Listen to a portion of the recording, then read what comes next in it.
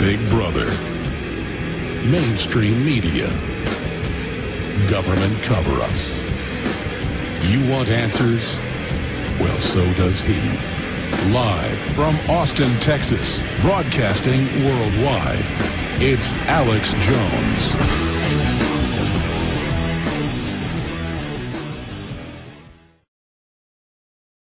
Welcome, my friends. Welcome. It is the 17th day of December 2010 on this live Friday broadcast. We have former Minnesota Governor Jesse Ventura joining us for a full hour coming up in the second hour today. We then, of course, have our once-a-week visit with Bob Chapman, and we may go into overdrive in the fourth hour today with a special guest. If not, we'll do it next week or the week after that, but a very special guest with very important information going into a fourth hour of overdrive today. We should be able to tell you what's happening with that within the next hour and a half and who the guest is. Okay, let me just briefly right now mention something before I forget to cover it, because I saw this 3 days ago. I read it. It really didn't surprise me because people I know that have worked in intelligence, the State Department had told me about this over a decade ago, and I had also read in different mainline media reports things that foreshadowed it. But Christopher Hitchens, with the latest Nixon tapes that they're doling out, it has Henry Kissinger saying that it'd be fine for the Soviets to basically kill all the Jews, that they didn't care. And that's freaked out some of the Israeli newspapers and papers like the Jewish Journal. Headline, Kissinger gassing Jews would not be a U.S. problem. And he said this in the 1970s. Kissinger wrote in a book and has also been quoted many times with statements about how troops are dumb animals to be used, they're cannon fodder. This is how the establishment sees you. But there's major movements in geopolitical balkanization systems to push that the source of all evil is Jews or Catholics or Masons or Christians or Muslims, when the truth is human societies organize themselves in very similar hierarchical ways. And there are, quite frankly, just incredibly corrupt, evil people running all of these major powers. I mean, that's just a fact. And it's the ruling classes that sit above all of these racial or religious groups that are openly teaming up to bring in world government, and they see the rest of us as dumb cattle that have to be gotten rid of. So at the bottom of the hour, I'm going to get into this and talk more about the true nature of the New World Order. I mean, when I tell you something, when I come here with my views, it's what I really think.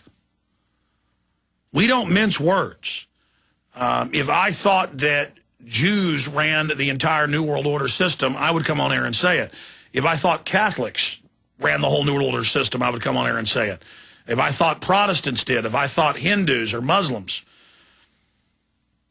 it's a priest class that uses management systems and their understanding of human psychology,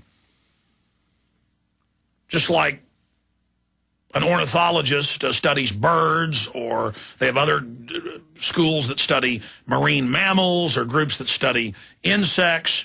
They have people that study the stars, astronomy, mathematics. The globalists study human systems and forms of deception and compartmentalization.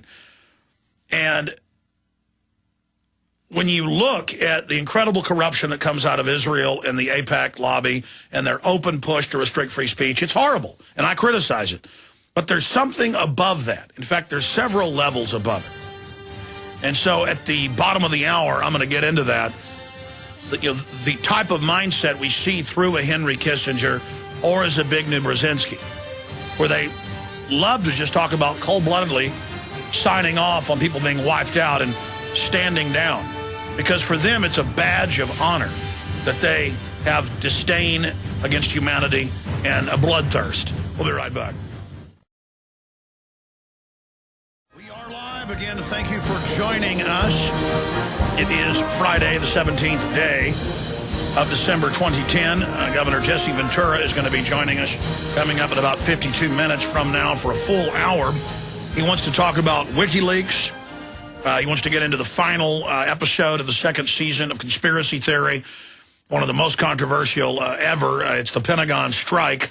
It's a 9/11 truth piece, and they found some new information, and this is going to be the first time a lot of this stuff has ever been on national television and been given a fair hearing. So it's going to be amazing tonight, 10 o'clock Eastern, 9 o'clock Central. With Jesse Ventura, he'll be live with us again coming up in about 50 minutes from now. He wants to get into WikiLeaks. He wants to... In fact, I had some notes here.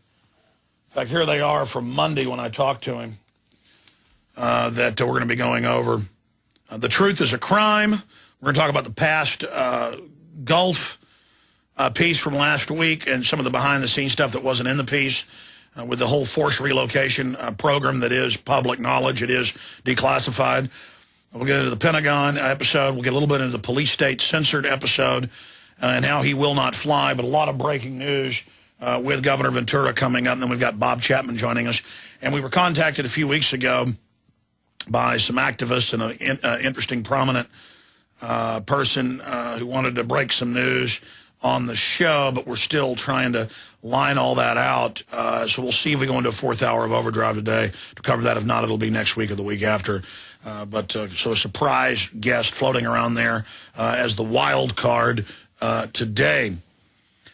If you just joined us, coming up at the bottom of the hour, I'm going to get into the National Post of Canada. Christopher Hitchens' latest Nixon tape buries Kissinger's reputation, and it's got all this cold-blooded Jew-bashing going on with Nixon and then Kissinger. And, you know, I would be fair to Kissinger if I hadn't already read so much of his writings and read other writings by people that know him well. And I could say, well, he was just hanging out with somebody who was reportedly pretty anti-Semitic, Richard Nixon, so he was just playing along with it. But when you understand the larger mindset of somebody like Henry Kissinger and what I've seen out of the leadership of Israel, it is very, very dark, very, very scary.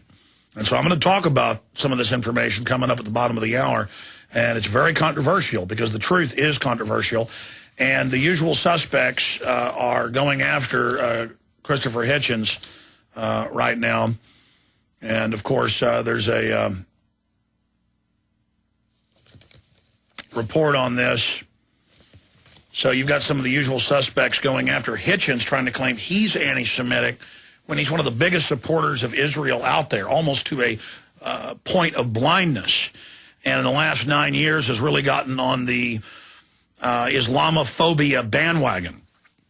Now, that's not saying that there aren't radical elements of Islam, and it's not saying that as a Christian, as an American, you know, to watch news footage in areas of Dearborn, other areas of minarets and daily prayers and people in, you know, Eastern dress. I mean, I'm just being honest, it is irritating. But I know a lot of Muslim people. They're good, hardworking folks.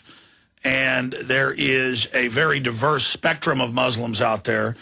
And I certainly don't like women being caned or beheaded for wearing pants. So I don't like the whole hardcore Saudi Arabian variant of it. And that's the one that the West is allied with. You know, our own government gives special treatment to Saudi Arabia, one of the most corrupt regimes in the world, and helps export radical Islam. And in Iraq, where 60% of college graduates were women, that include doctors and lawyers, where Western music was playing, where I'm not saying it's even a sign of a healthy society, but it's a sign of a free one. You know, Playboy magazine being sold in shops. You either got that extreme under Saddam or the new extreme of women having to wear hoods over their heads. So we're going to get into all this. So again, I see threats in radical Zionism to liberty and freedom in the United States and the Israeli lobby. Doesn't mean I dislike Jews or people who believe that Israel has a right to exist. just like I see threats from radical Islam. But it doesn't mean that I want to have this clash of civilizations or that I buy in to most of this terror coming from Muslims. The fact is, most of it's staged by Western governments in Israel. And even Haaretz and Jerusalem Post have written countless articles admitting that. This is an open secret that Israel founded Hamas as a counterbalance, in 1974, 75, against Hezbollah, which is Iranian-backed. The truth is, all these governments, whether it's Iran, North Korea, South Korea, China, Japan, Germany, they all pretty much use Russia, the same tools of manipulation. They've all been caught staging or provocateuring events to have the security state apparatus take over. I mean, read what our founding fathers said. It's common sense. But when you depoliticize things, when you get the religion out of it and just look at what these countries are doing, then you can get almost everybody to agree with you that we need to remove this tyranny and put liberty back in place. I mean, I don't like the Israeli lobby demonizing and pushing to shut down free speech in the United States, which they're clearly doing, on record, one of the most anti-free speech groups out there. And it's wrong, and it's authoritarian, and it's tyranny. I also don't like different Muslim groups trying to say, don't publish things making fun of the Prophet Muhammad. Look, that's what freedom looks like. Sorry if you don't like it.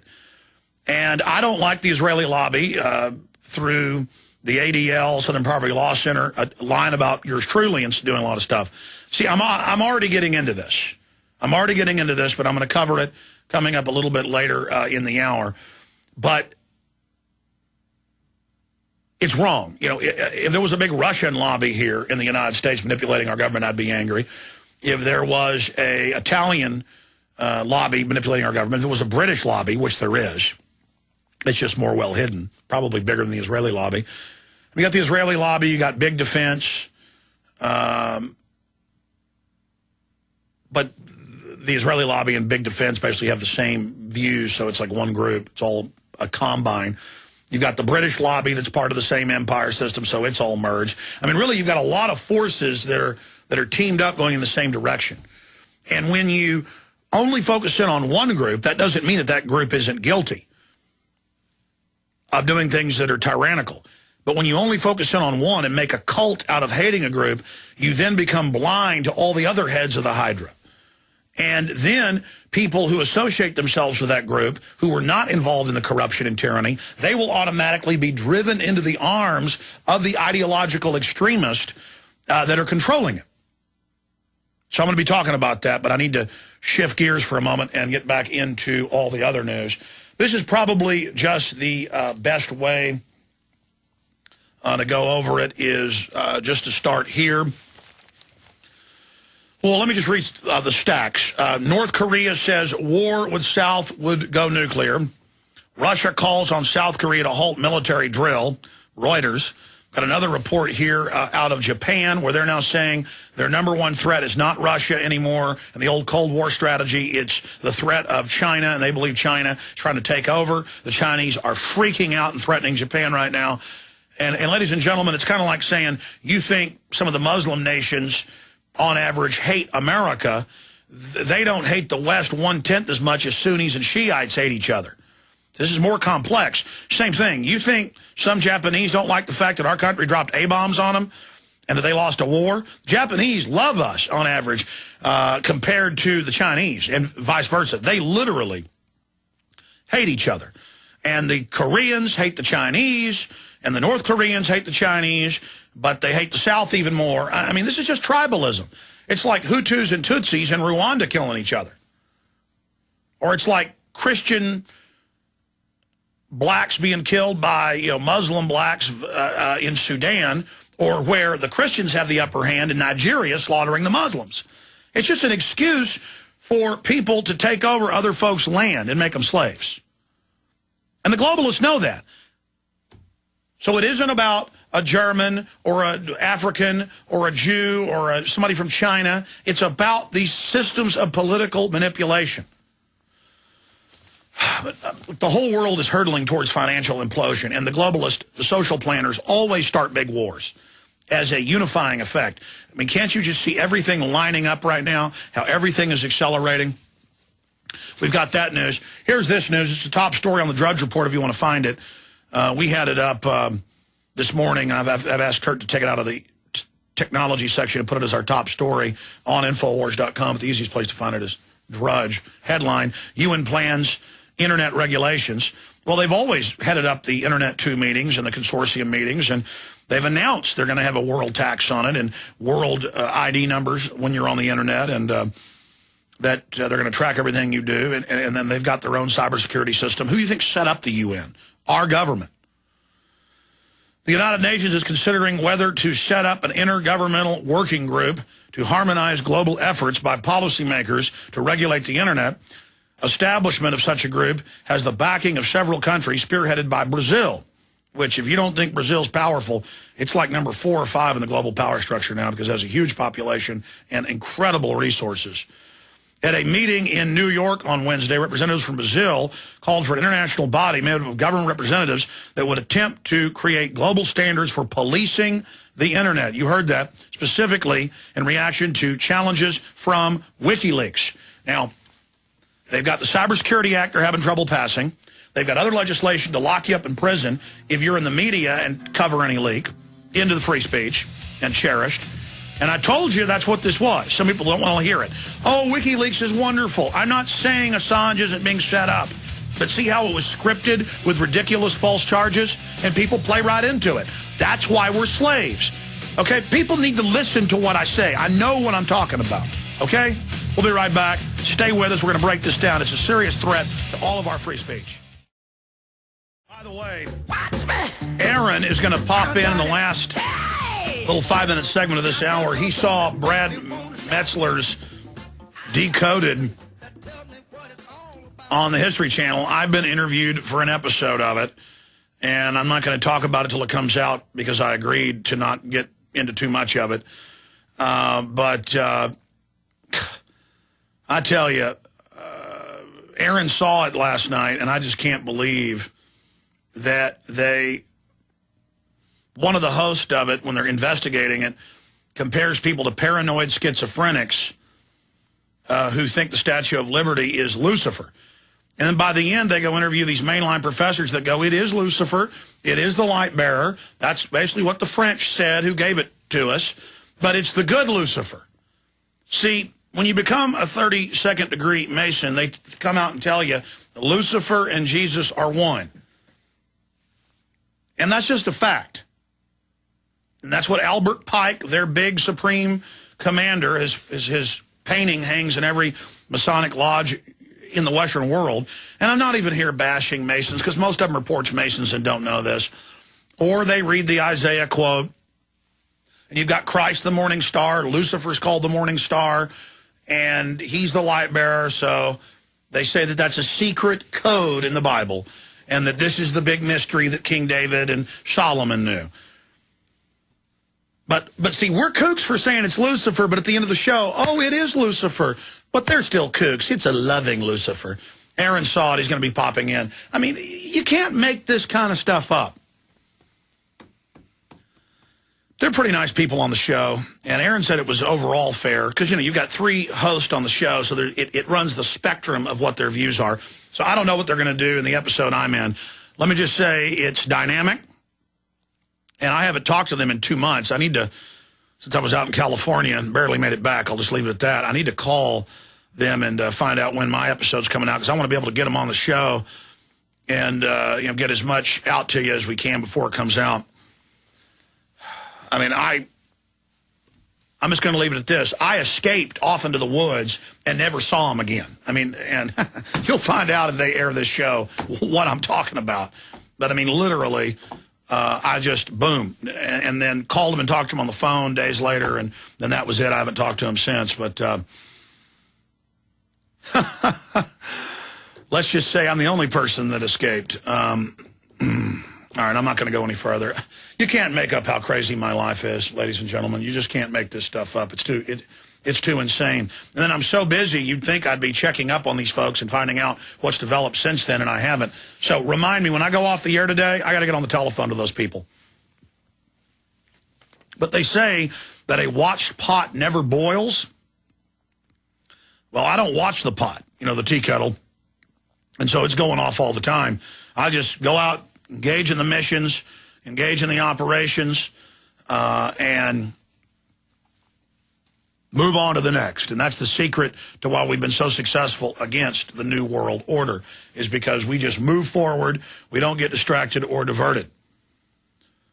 So their first episode was the Statue of Liberty is Lucifer, but not Lucifer as alleged on Brad Metzler's Decoded. I don't know. We'll get Aaron's take on it. I haven't seen it yet. Aaron watched it last night. See, when I tell you we don't really have our TVs turned on, I mean, it probably takes us 10, 15 minutes to get a television working at my house. I do watch short clips on the internet, but that's pretty much it. Or maybe once a month I go to the theater and I watch a full-bore movie. And maybe once a year I go see the Nutcracker with the children, or go see a symphony or something a couple times a year. Or we'll go see, acrobats when they come to town, or non-animal circus. It's not that I'm a big animal rights activist. The smell of monkey and elephant dung and clowns dressed up like demons, and looking at the carnies, and looking at the totally depressed elephants swaying their heads back and forth. You can't pay me to go to a circus. My parents took me a few times when I was a child, and I wouldn't cry at anything. We could have a babysitter over that would show me a horror movie, and then they'd get in trouble or whatever, and I wouldn't be scared by it. But I would just cry and demand, when I was like 3, 4, 5 years old, take me out of this circus. And I remember being like 10 and going with friends to the circus when their parents took me, and I just wanted out of there. I don't like the clowns. I don't like the elephants. You can see where they've been beating them with crowbars. Side issue. I like taking my kids when it comes to the type of circus where they got the guys in the motorcycles that drive around in the cage, and they got the acrobats and all that stuff. That's what I like. That's really cool. Okay, now I'm totally off the reservation here with things that don't matter. I'm going to finish up with this attack on free speech. Then I'm going to get into Christopher Hitchens' latest Nixon tape buries Kissinger reputation. I didn't know he had a reputation to bury. I mean, this guy's been an indicted war criminal in multiple countries. I mean, this guy's a little Stalinistic Hitler. We'll be right back. Here it is out of the big Australian news, IT news for Australia business. UN mulls internet regulations. WikiLeaks sparks push for tighter controls. They've got legislation to put you in life in prison if you report on any type of government corruption. If you get a leak, which has always been the bedrock of exposing the Tuskegee experiment, exposing radiation experiments on our troops, exposing Nixon, Clinton. These were all leaks. But what do you think they did in East Germany or Russia or Nazi Germany when they would take you away to be executed or take you away to be thrown in a dungeon? They would say, you violated national security. You endangered the state. I mean, they said we're arresting people because we're keeping the homeland safe. This is classical super tyranny. By the way, this is going to be a big weekend. Senate plans weekend votes on Don't Ask, Don't Tell and the Amnesty Dream Act. Amazing. The bill is going to Obama's desk today with the tax cuts for some of the lower earners in this country. That's the big news. It's not tax cuts for the, quote, wealthy. It's just the same tax cut system that we've had in place now for the last 7, 8 years. So we've got that news as well. I want to finish up with this attack on free speech and where it's going. I'll get more into this with Governor Ventura coming up, but it's a complex issue, and people want it real simple. Coke, Pepsi, Cowboys, 49ers. Just like WikiLeaks is totally wonderful and our savior and perfect and does no wrong, and it's the second coming of Jehovah, on and on and on. This type of ridiculous propaganda. Either you've just got to totally worship WikiLeaks, or you've got to say execute Assange, just ban all free speech. Those are the two camps the mainstream media gives you. No, we look at the facts. Cass Sunstein behind the announcement of it, involved with it 3 years ago, Washington Post op-ed, the Chinese dissidents, and I'm not for the communist Chinese, but the fact is that these dissidents are known CIA and CIA operatives on record. They're the core of WikiLeaks. Assange is the young playboy they put up there as the front man. He was busted a decade ago for hacking, admits he was brought into some national security jobs at that point. You've got all these connections there. I don't think Assange is a bad guy. They put false charges on him that they know are going to fall apart. Molestation, rape, then it turns out not wearing a condom and consensual sex. It's all designed to make him the hero. And I don't know if he consciously knows that. Time will tell. But the bottom line, I told you a year ago, 6 months ago, a month ago, last week, and all of my expert guests who really got a track record of being accurate agreed and concurred. And notice all these foreign governments, the Iranians, the Pakistanis, many others, they all say this is staged. This stuff has been redacted. He's cut stuff out. It basically, bin Laden's still alive. They've got nukes. There were WMDs. It just promotes all the old propaganda. Just because a document's secret doesn't mean it's real. Some of the most brainwashed groups in the world are inside government. But I told you regardless. I said it forces you to side with Assange. It forces you to say, regardless of who he is, we've got to get him out of jail. We've got to stop this. We can't go along with Bill O'Reilly saying execute people like Assange because it's designed to take all of our free speech. Now, they've got 3 pieces of legislation: cybersecurity, open government kill switch, surveillance grid, control over all ISPs, packet scanning, just total big brother. It's already in place, but they want to grow it and again, have it come out in the open, which they're now doing. You notice they're like, yeah, we read all your mail. Yeah, we're scanning what you buy and what you do. It's all illegal, but we do it for your own good. Now they're introducing at the international and national level life in prison if you bring out a leak. So they would say, well, Alex Jones got that MIAC Homeland Security report from law enforcement. We're going to put those cops, a federal marshal and a state police officer, we're going to put them in prison. See, it's meant to be a chilling effect. And of course, politically, they couldn't get away with that, so they picked somebody who's a foreigner, who's a playboy, who most people look at and go, man, that guy's kind of creepy. It's all typecast just for us. And here it is. The UN announces global policing, internet IDs, internet taxes. This is what they want. It's what they've always wanted. So here it is. You think the globalists going into this consolidation phase want the internet to be open and free like it is, with the alternative media now becoming the media? That Rubicon got crossed, 2 years ago? So here's the headline at Infowars.com. And it's also up on Drudge if you want to find it the easiest. It's his top story. UN plans internet regulation. So does the United States. So does Italy. So does France. So does Australia. And it just goes over the entire thing, and we're going to be talking more about that. But as Ron Paul said, is the truth treason? And again, Paul's smart. He just addresses it as well. These are the supposed documents. Is it treason to release the truth? But it's not even the truth. It's lies within lies within lies. But Paul knows you've got to come out and defeat this, or they're going to come in and shut down the free speech. Freed and defiant, Assange says sex charges, tabloid is garbage. Again, freed and defiant, Assange says sex charges, tabloid is garbage. I kind of had a Freudian slip there. To me, Assange looks like a woman. I'm sorry, I'm being mean now. Freed and defiant, that's the joke around the office, actually. Isn't that you, Jaron, that floated that a few months ago, that Assange looks like he's a woman masquerading as a man? Kind of like I'm having one of those Alzheimer moments. Who was the French lady? Joan of Arc. Yes, he's a Joan of Arc. All right, I'm going to stop it. Freed and defiant, Assange says sex charges, tabloid, garbage. He actually said tabloid crap, but we try to be super family here. But we got to report the news. WikiLeaks founder denies rape charge, said he never knew Bradley Manning. Well, of course Bradley Manning couldn't get all these 25,000 State Department cables going back to 1985. You think the military has that stuff? Give me a break. That some private can get all in one stop. Meanwhile, Washington subway police to begin random bag checks. See, the police state unfolds. That's martial law. England's proposing banning all protest, period. DHS implementing no work list. Citizens must get government approval to work in private sector jobs. Bombshell article. Need to get this out to everybody at Infowars.com. Kurt Nemo. TSA lies again over captured storing of body scanner images. Spokesman says Baywatch star's image will not leak because it's impossible, because they don't transmit them. So they've been caught storing those images. Yet again, we've got the links to the mainstream news where that's confirmed.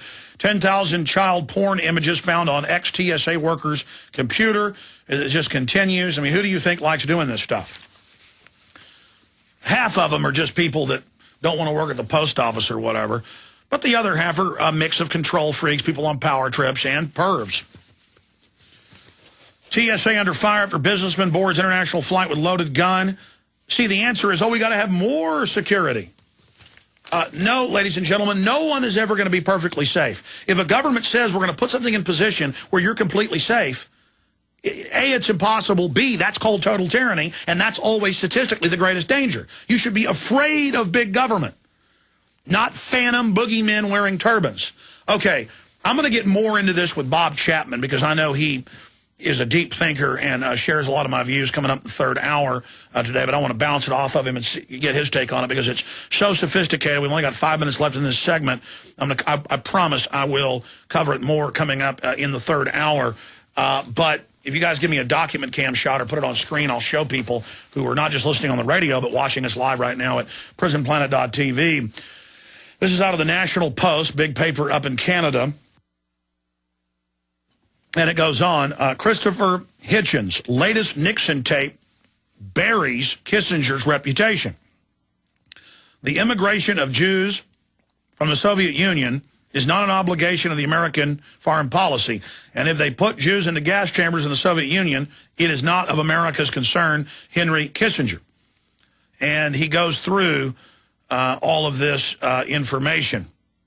Now, again, I'm going to cover this more coming up, but here is the Jewish Journal headline, gassing Jews would not be a U.S. problem, Kissinger.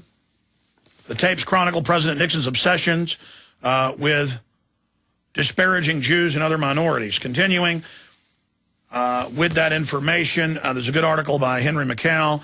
Henry Kissinger was a Soviet agent, and that's now been coming out in these documents.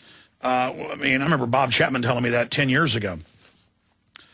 Here's Jewish Ideas Daily. Christopher Hitchens' Jewish problem. They attack him for attacking Kissinger. And this is what I've noticed. If you're Arnold Schwarzenegger and tell Rolling Stone magazine in 1977 you admire Hitler and want to be a dictator, and that he would hand out Adolf Hitler recordings on records and reportedly dress up in a Nazi uniform and call blacks subhuman and intimidate them inside the gym, you get ADL awards. If you are not anti-Semitic but anti-globalist, you will be called an anti-Semite. And it's simple. The ADL is a bucket of black paint to basically take post-World War II anti-German rhetoric and put it on the American people. You just take the Nazis and you say, oh, you want freedom? You don't want open borders? You don't want government-run health care? You're a racist. You're a Nazi. Meanwhile, Hal Turner, who I told you almost a decade ago was a Fed, now confirmed highest level national security, attack yours truly every single week, some cases daily. It's come out it came out just last year in the Florida papers about the big Nazi rallies they were having, going through towns all over. Those were entirely cops. There was no Nazis in the group. It's a way to make any type of political discussion look crazy. Just like the government got caught creating the Viper militia with a bunch of meth head drug dealers, to then say militias are meth head drug dealers. It's just like they go out and find these patsy, young prison converts to Islam who are Hispanic, black, white. They're always super poor, super, low IQ. And the feds lead them as their imams to go blow stuff up. They're not infiltrating groups that are already going to do it. They're going out and creating them. So I want to explain this. And now it's gotten so blatant, so brazen, so naked, so out in the open, so uncloaked that no one is buying it anymore. I mean, the ADL's lost its power now. They're out of gas because when they come out and say, You know, Glenn Beck's criticizing George Soros. Oh, he's bad. People are like, what? What is it? You know, George Soros admits he worked for the Nazis. That's not debatable. Going around robbing, you know, taking stuff from other Jews. And that's this type of attitude that I've seen. You see, it's very sophisticated, and I'm about to go to break, but I'm going to get more into this later in the third hour today. But I remember reading a book many years, about 12 years ago or so, The Distant Mirror, going back to medieval times and how all this got set up and operates, and when the royals started using Jews to be their treasurers, because then they could rob them whenever they wanted to. They didn't want the general public to be allowed to engage in banking, but if they used an unpopular minority, it would give them great power, but then they could also rob them. I mean, this actually gets into real history. I'm somebody who actually has read hundreds of real history books, you know, the true history of it. But I'll leave you with this before I really get into the big secret the globalists don't want you to know. Why do you think, this is on Israeli television, this is not denied, in the U.S. it's almost unknown, it's in my film Endgame, that 110,000 Jewish children were radiated, many of them to death. It's called the ringworm children. They'd say, you're going to get a dental appointment and you're going to have, you're going to be fungused. That's what ringworm is. And they would hit them with radiation. Now the U.S. government paid from 1951 to 1961 to irradiate 110,000 Jewish children. By the way, they were the dark-skinned Sephardic out of North Africa and the Romano types out of Spain. And this is a fact. And they took those little kids and they murdered them, many of them. Others they just fried. Of course, our own government did it to foster children in the U.S. But the issue here is, where's the ADL on that? See, this is the big secret. This is the big secret. You're gonna get it. They're not gonna like it. We'll be right back. Stay with us. Got Aaron coming in here about this Decoded show. All right, Governor Jesse Ventura is coming up with us for a full hour at the very start of the next hour. So let's go ahead and call him at 58 after. He expects to be up right at the start for a full hour. Aaron, you traveled with me a month and a half ago to California, or I guess 2 months ago now. We're not supposed to get into what happened because it's coming out on television. But, you know, I'm able to cover some of it. You know, it's weird when you work with TV, you know, you have to sign something agreeing to, but then I wouldn't sign it. And I said, well, I'll be able to talk about some of it. But the point is, I'm not going to get into all of it, even though I can in the interest of the show, but we're lucky we got out of there. It will be very exciting if it actually goes on air. I'm just going to leave it at that. But you did see Brad Metzler's Decoded, Season 1, Episode 3. I was wrong when I said it was their first episode. It's the first one I've heard about. And break it down, your view of the show. Yeah, it's the first episode I've seen also, and the exciting, incredible part is that all these so-called conspiracy researchers who've been yourself and others, Mark Dice and Stan Monteith were in this episode, are all getting airtime, but it just simply doesn't seem as hard-hitting as conspiracy theory has been up till now.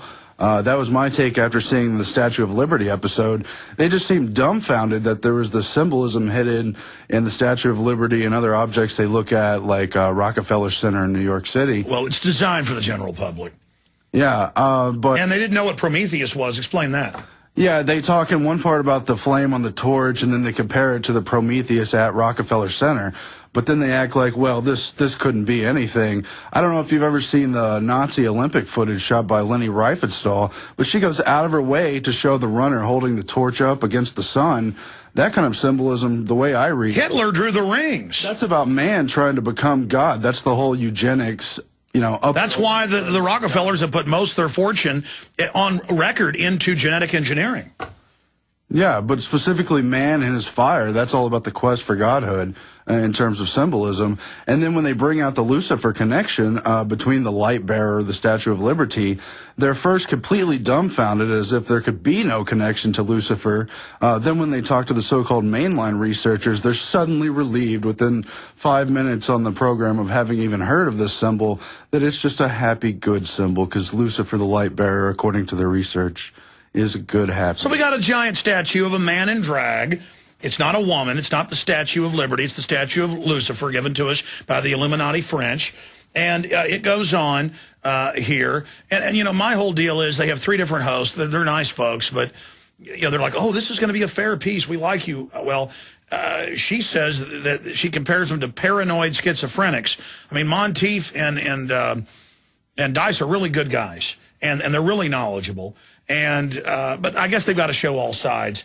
But Aaron, I appreciate you coming on because you happen to see the show. It does look like it has high production quality. Oh yeah, the show looks good. It's similar in style to conspiracy theory, and I am very glad that this kind of information is going on television, and hopefully people would do some research from there. Absolutely. But I mean, they can't just come out and say, yeah, it's Lucifer. I guess that's kind of the mystery as you find out as they go.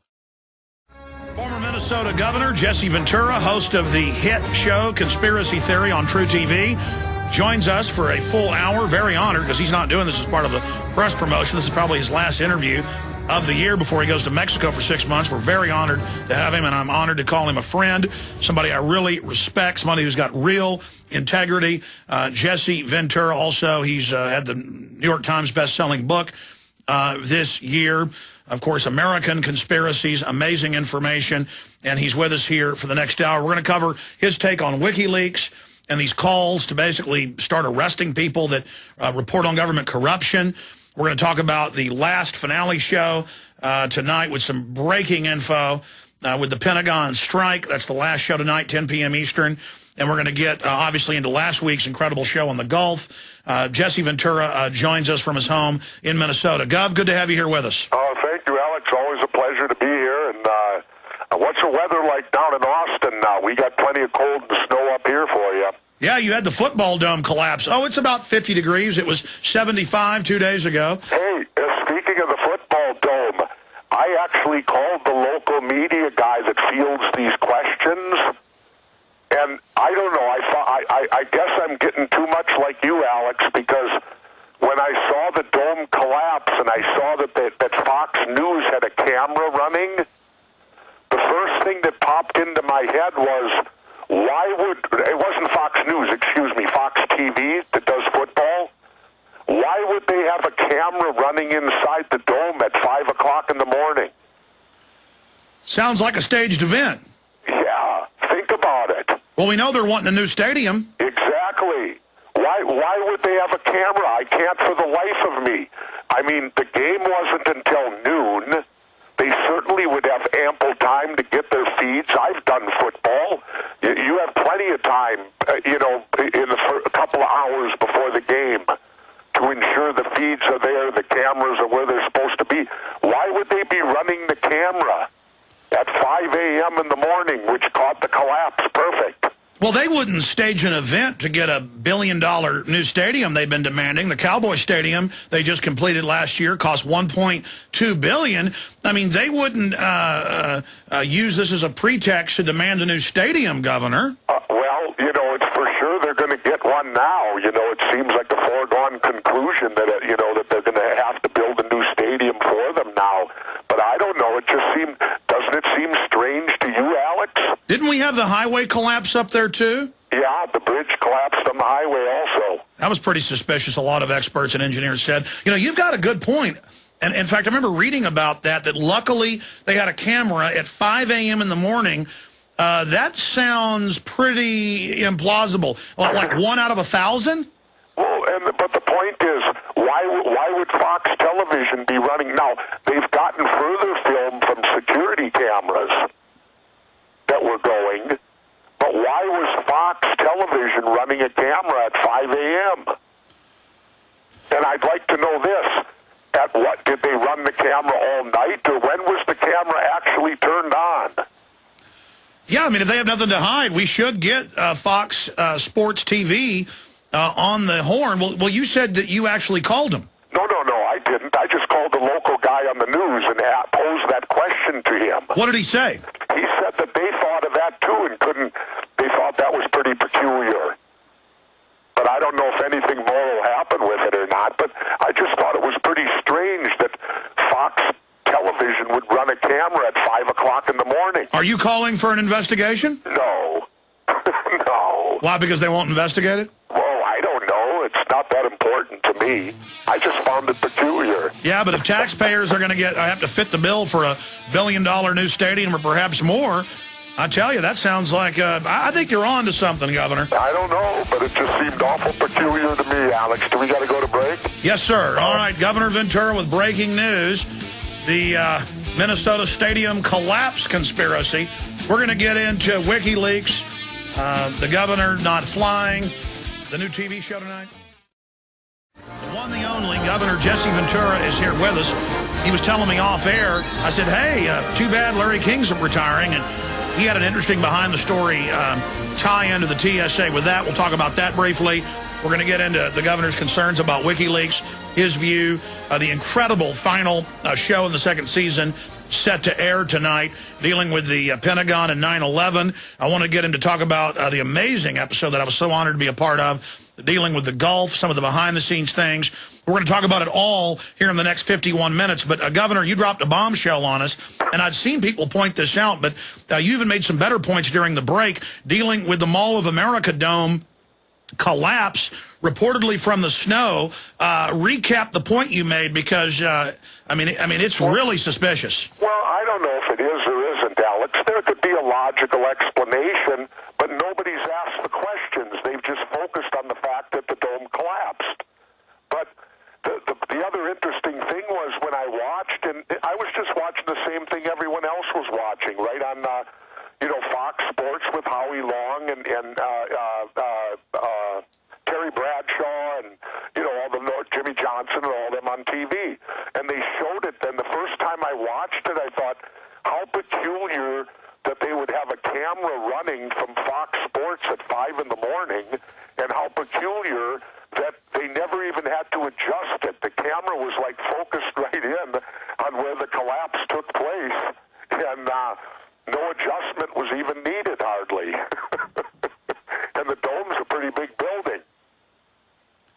That is crazy. In fact, we're showing the footage now, and they actually had two different cameras focused in right where it happens, one a close shot, one a wide shot. Governor, that is... Well, and I mean, there may be a logical explanation, Alex. I don't know, but I just find it peculiar that as to why I just like someone to say why Fox Sports was running cameras at 5 a.m.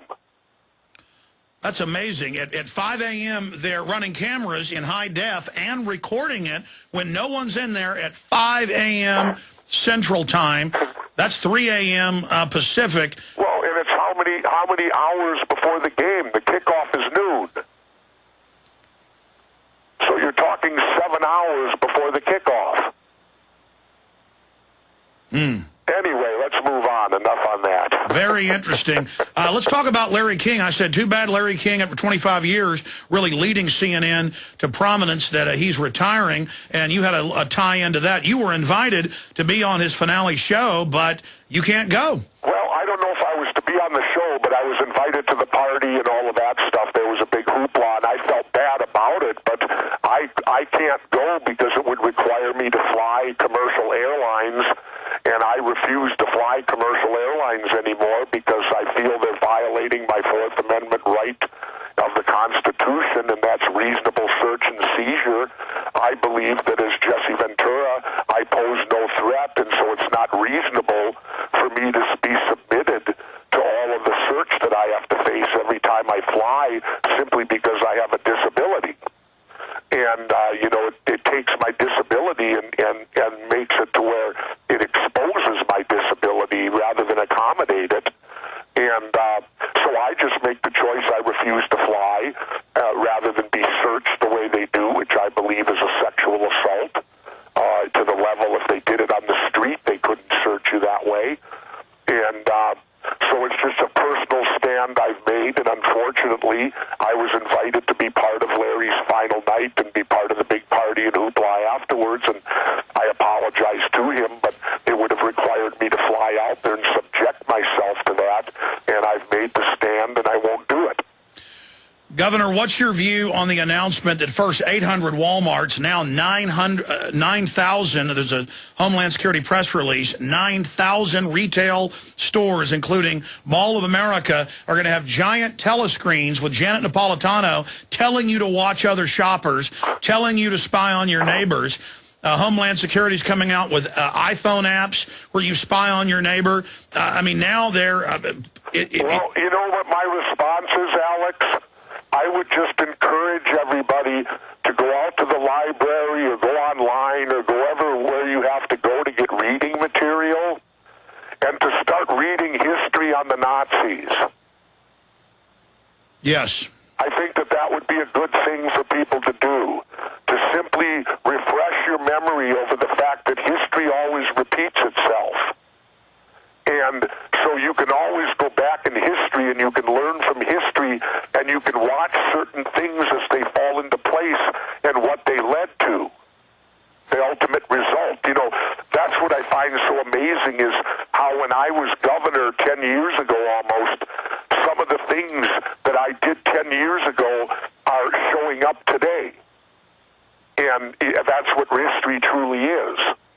And so I would encourage people to get books and go back and read about what the things that went on in Nazi Germany and then compare them to certain things that they're doing here. And always remember what Albert Einstein said.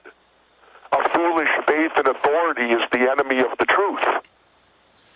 Well, Governor, there's been a new twist to that. Speaking of Nazi Germany, they first started with unpopular political groups, but then expanded it to everybody else. They claim all this is for Muslim extremists, but now we learn from the MIAC and Homeland Security reports, as your show also documented in the police state episode, that it's for Ron Paul supporters, Bob Barr supporters, gun owners, libertarians. Here's an Infowars.com article, but it links to the major union websites. Thousands of unions with millions of members are now being ordered by Homeland Security. Steelworkers unions, taxi cab, you name it. They've got to get a government biometric ID card, be government drug tested, and you have to file an application with Homeland Security before you can have a job in America. And now that's absurd. If that's true, Alex, that is completely absurd. And I just throw my arms up and go, why are we letting them get away with this? You know? All you can do is I'll keep showing my show and we'll keep talking and hopefully out there people will start listening and say enough is enough. Well, you're absolutely right on that point. I do see a big awakening taking place. I hope so. I hope we're not asleep at the wheel. Because these things are dangerous, and many of the little things, you just look at them as small things, they become big then. You know, like I said, this enhanced airport security at the airport. My big question is, who have they stopped? Wouldn't it be a big news story if they caught someone actually trying to get on a plane? Well, Governor, I never hear that. Do you? Well, no, you don't. But, Governor, as you know, they continually catch the underwear bomber being helped on by the U.S. government. Source, Detroit Free Press, Associated Press. Anwar al-Awlaki, Fox News reported, the number 3 in Al-Qaeda, has been in command of all these latest patsies. Oh, by the way, even Geraldo Rivera and Judge Andrew Napolitano have both come out and said that the official 9/11 story is impossible and that it's just like the JFK assassination, a fraud. What do you think about that courage? You've always been calling for other people to have courage. Well, if the judge and Geraldo actually did that, I wasn't privy to that, but I'm not privy to everything, certainly, especially when I'm heading to Mexico.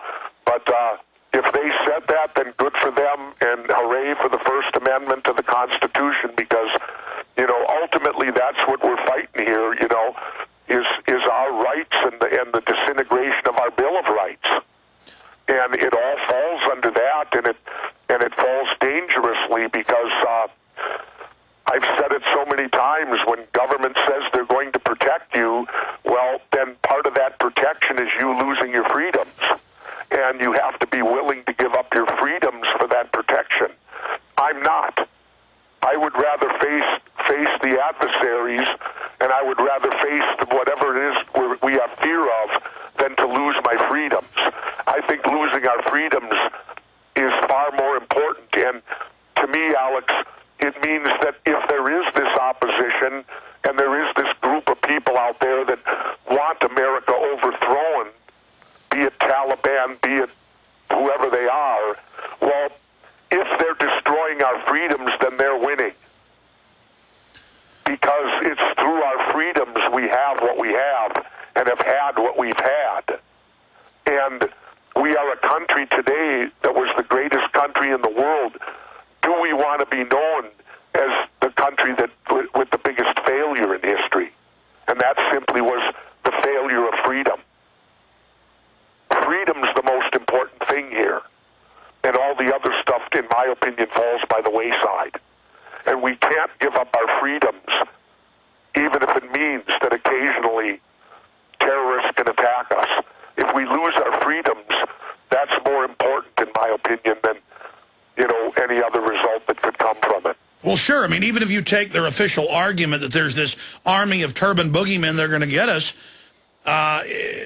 so we gave up all of our liberty and let government goons stick their hands down our pants and radiate us, and we're going to have Big Brother telescreens. I mean, you're in the movie The Running Man, yeah. and in that film, written by Stephen King, it starts with big telescreens in the city streets saying, report suspicious people. I mean, in that 1980s book and film, the total dystopic society is where they have telescreens saying, watch your neighbor, and now it's here. Yeah, and it's insane, We did the one episode on my show where we simply went down to Washington Avenue and First Avenue in Minneapolis, a normal downtown intersection, and we're amazed that there wasn't one camera on the corner, Alex. There were 4. It's happening everywhere. Governor. No, I mean, there was. I expected to see 1. I got down there and saw 4 on one corner. Amazing. Stay there. We're going to break, come back, get into United Nations moles internet regulation options because of WikiLeaks. And O'Reilly says execute Julian Assange. We'll be back with Governor Ventura.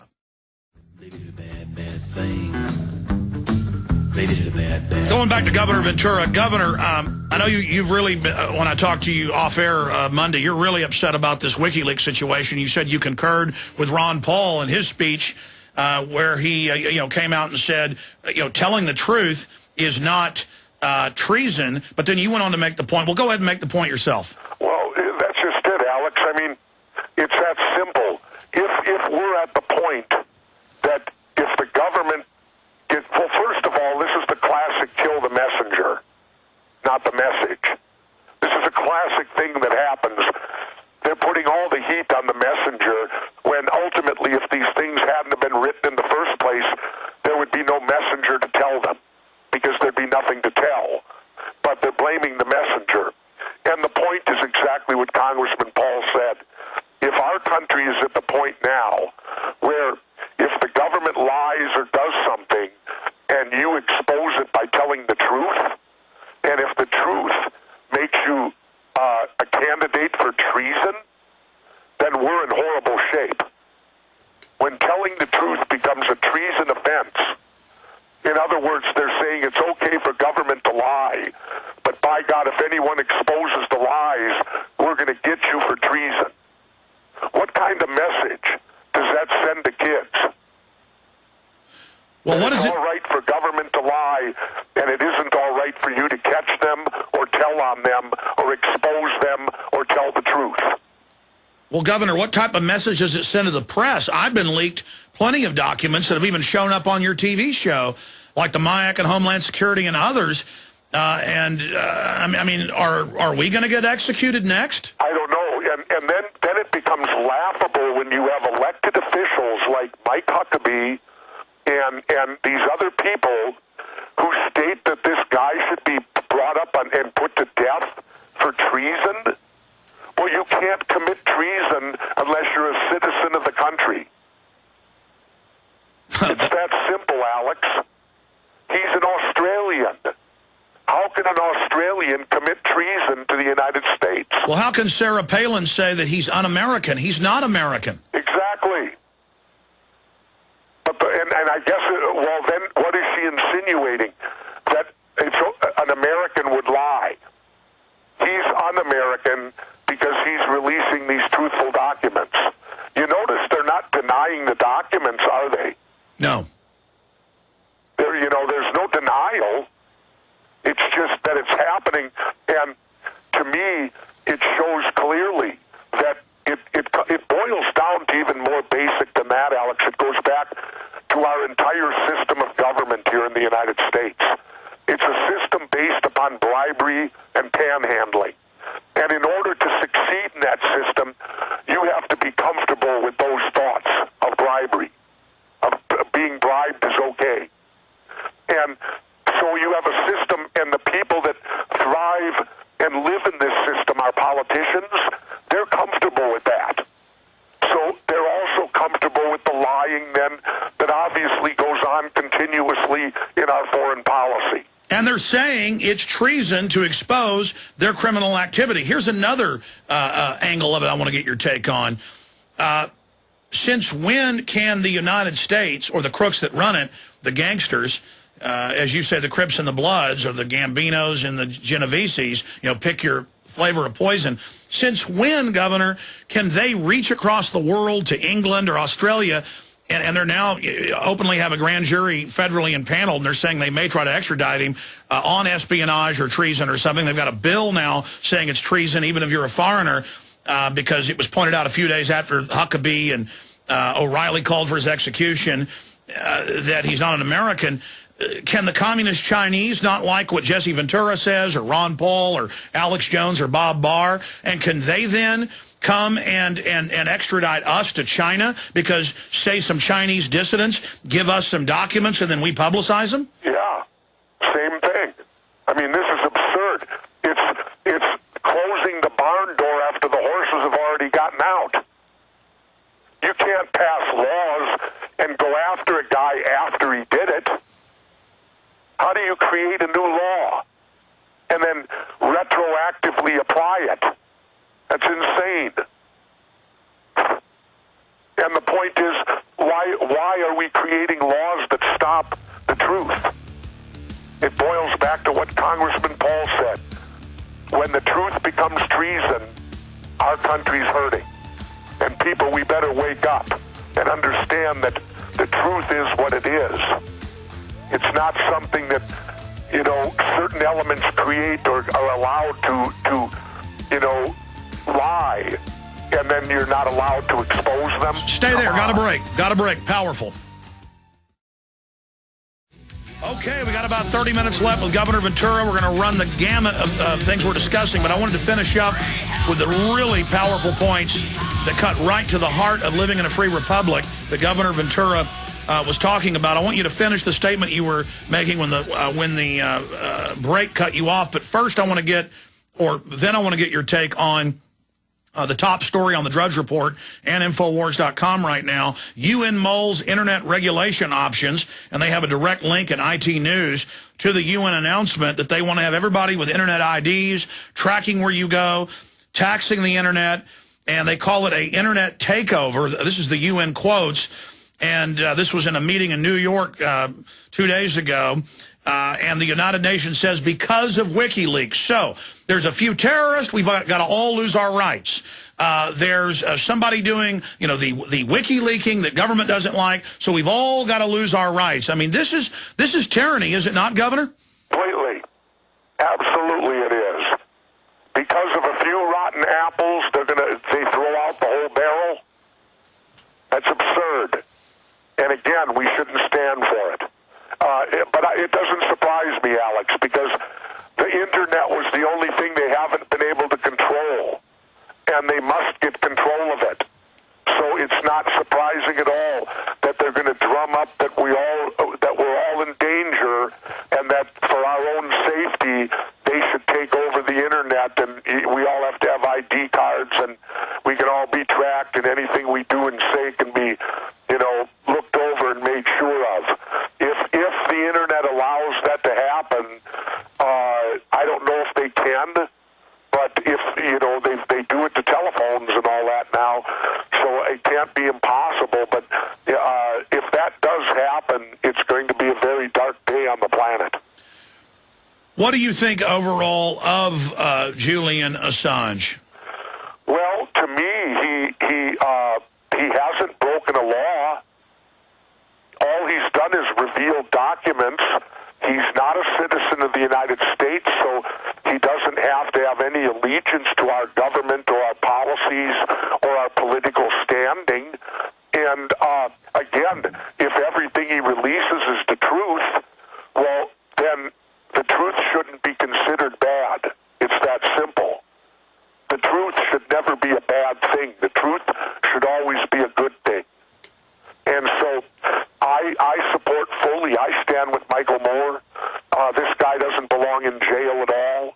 And what he's doing, again, it's the classic case of killing the messenger, which is him, rather than the message, which is the information that he's putting out. And if the information wasn't put out in the first place, there would be nothing to spill. And this is also a power play to let us as citizens know that if you go against the government, they will attempt to destroy you. Open your eyes up, people, and see that this is a clear example. They're going to try to make an example out of this guy. They got to, because he's gone over a new line on them. And they're now, the power brokers are now taking the sword and drawing the line in the sand. And they're going to attempt to get this guy and make an example of him so that there will be no more down the road. And I don't believe in a free society we should allow that to happen. Well, we all hang together or hang separate, as Benjamin Franklin said, and there's also been calls by Lieberman and others to look at indicting people at the New York Times. People in the British government are talking about indicting folks in the Guardian newspaper because they got the leaks. I mean, that's what Assange is saying. I'm a journalist. I've been given this stuff. We vetted it. We've released it. It was leaks that brought down Nixon. It was leaks that exposed the Tuskegee experiment. Well, why do you think they're trying to stop it, Alex? They got to put the line in the sand now. This is a major, major thing. This is one of the biggest things that's happened in my lifetime. In my opinion, this WikiLeaks stuff is going to rate right up with 9/11, and it's going to rate right up with the murder of John Kennedy. Well, they're certainly using it to try to curtail the internet and my free speech. And exactly, and that's huge. I mean, our basic Bill of Rights is on the line here. Not only the Fourth Amendment for reasonable search and seizure, but also the First Amendment. Governor? The right to free speech, Alex. Is there any doubt, then, that they're running a blitz against every one of our liberties? Doesn't matter if it's Clinton, Bush, Obama. What do you think's going on here? Well, it certainly shows to me that Democrats and Republicans are from the same ilk. That they portray that they're not together, but ultimately they are in the face of holding up nationalism. If you follow me. No, I totally understand, Governor. You know, see, there's no difference, and people need to understand that as long as we keep electing these Democrats and Republicans, this is what you're going to get. Nothing different. This is it. All right, we've only got 20 minutes left with you, and I want to get into the show. The new one premiering tonight, 10 p.m. Eastern. Yep, I'm real excited about it. Let's talk about the new episode now. Then I want to go back to the incredible episode from last week, because if people have trouble believing there's a plan to force relocate folks out of the Gulf, Mississippi, Louisiana, and even parts of eastern Texas, southeastern Texas, we have the London Guardian article, Rebuild or Retreat, U.S. Debates Evacuation of Gulf Coastline, $40 billion to fund that, and you put them on the hot seat. You want to cover that first or get into the Pentagon special tonight? Oh, I want to get in the Pentagon special tonight. Let's get into that. I mean, this is some groundbreaking stuff. I've been privy to some of the behind the scenes. Well, it's not overly groundbreaking if you're a connoisseur of the facts. If you study it, you know, the things that we find out and the things we do are not a great deal. If you're into it, and you'll understand exactly where we're at here. But it's groundbreaking to get a JFK deathbed confession on national TV for the first time. Yeah, it's groundbreaking to prove the FEMA camps. And, I mean, let me tell you, this will be the first time some of these eyewitnesses have ever been on television. Oh, absolutely. I mean, tonight on the show, And it's the old classic. The mainstream media doesn't talk to the people who actually live through it. Mainstream media avoids those people.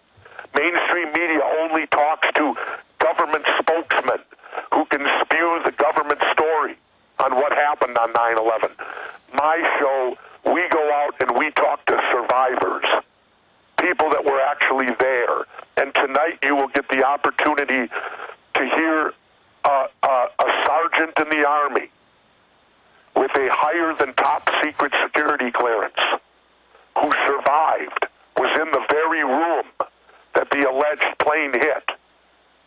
And to hear her story is far different than the story that you hear come out of the government, the official story.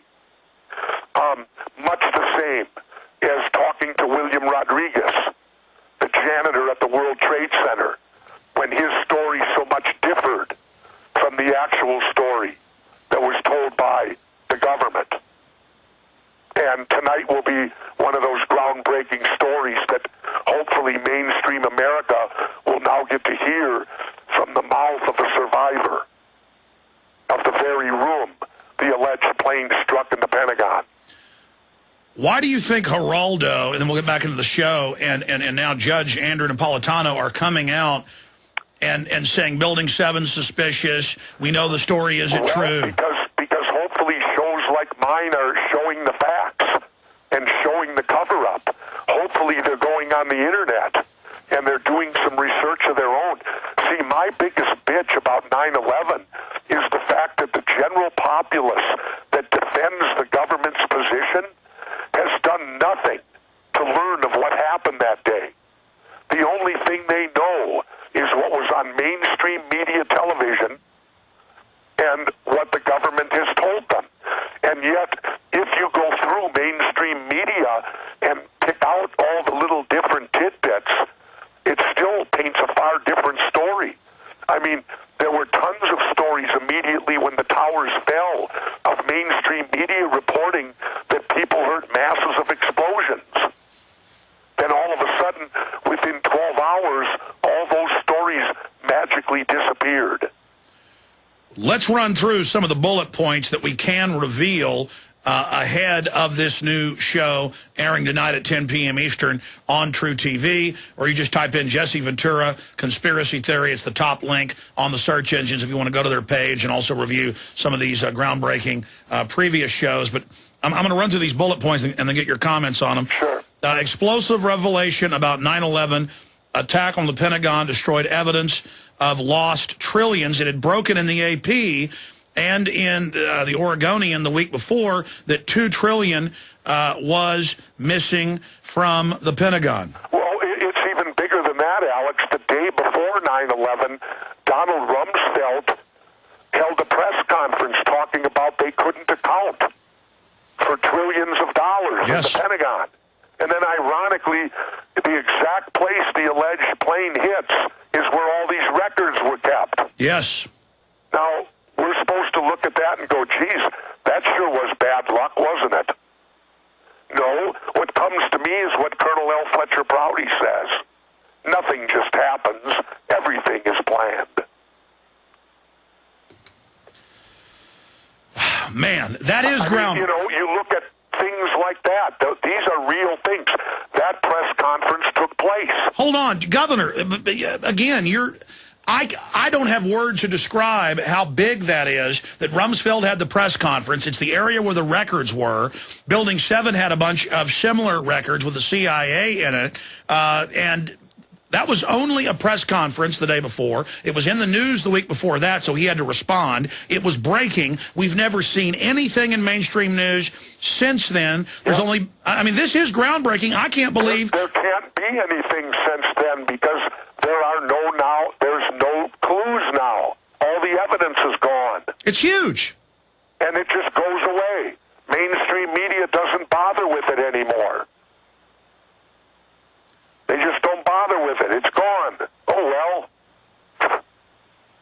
Now, because I haven't seen the show yet, I've just talked to people behind the scenes. I mean, can you tell us what the new explosive revelation is about the attack with the missing trillions? Well, that's just explained, the fact that it hit right in the spot where the accounting would have been done, where all the evidence was. I'm just surprised this is even going to get on air. As we know, briefly, the missing police state episode, you want to say anything about that? Well, apparently there was enough outcry from congressmen and from our government that they went to the higher-ups of AOL or whatever, and they've now removed it from the website, and they won't show it anymore, and they've basically censored it. That's all I can explain on it. But, you know, it didn't surprise me because, Alex, I never believed these shows would get on the air in the first place. Well, it turns out what you said a year ago, in a way, is right. Well, it's starting to come true. Well, we must have rattled enough cages. Oh, they got scared about those threat fusion centers commanding the FEMA camp grid. I mean, you hit them hard. I mean, I've never seen TV where there's a real Perry Mason moment. You annihilated that congressman. He was caught with his pants down, and then you annihilated. And I want to talk about that before you leave us, but we're going to finish up with the Pentagon episode tonight. You annihilated the head scientist and her minion from the Army Corps of Engineers.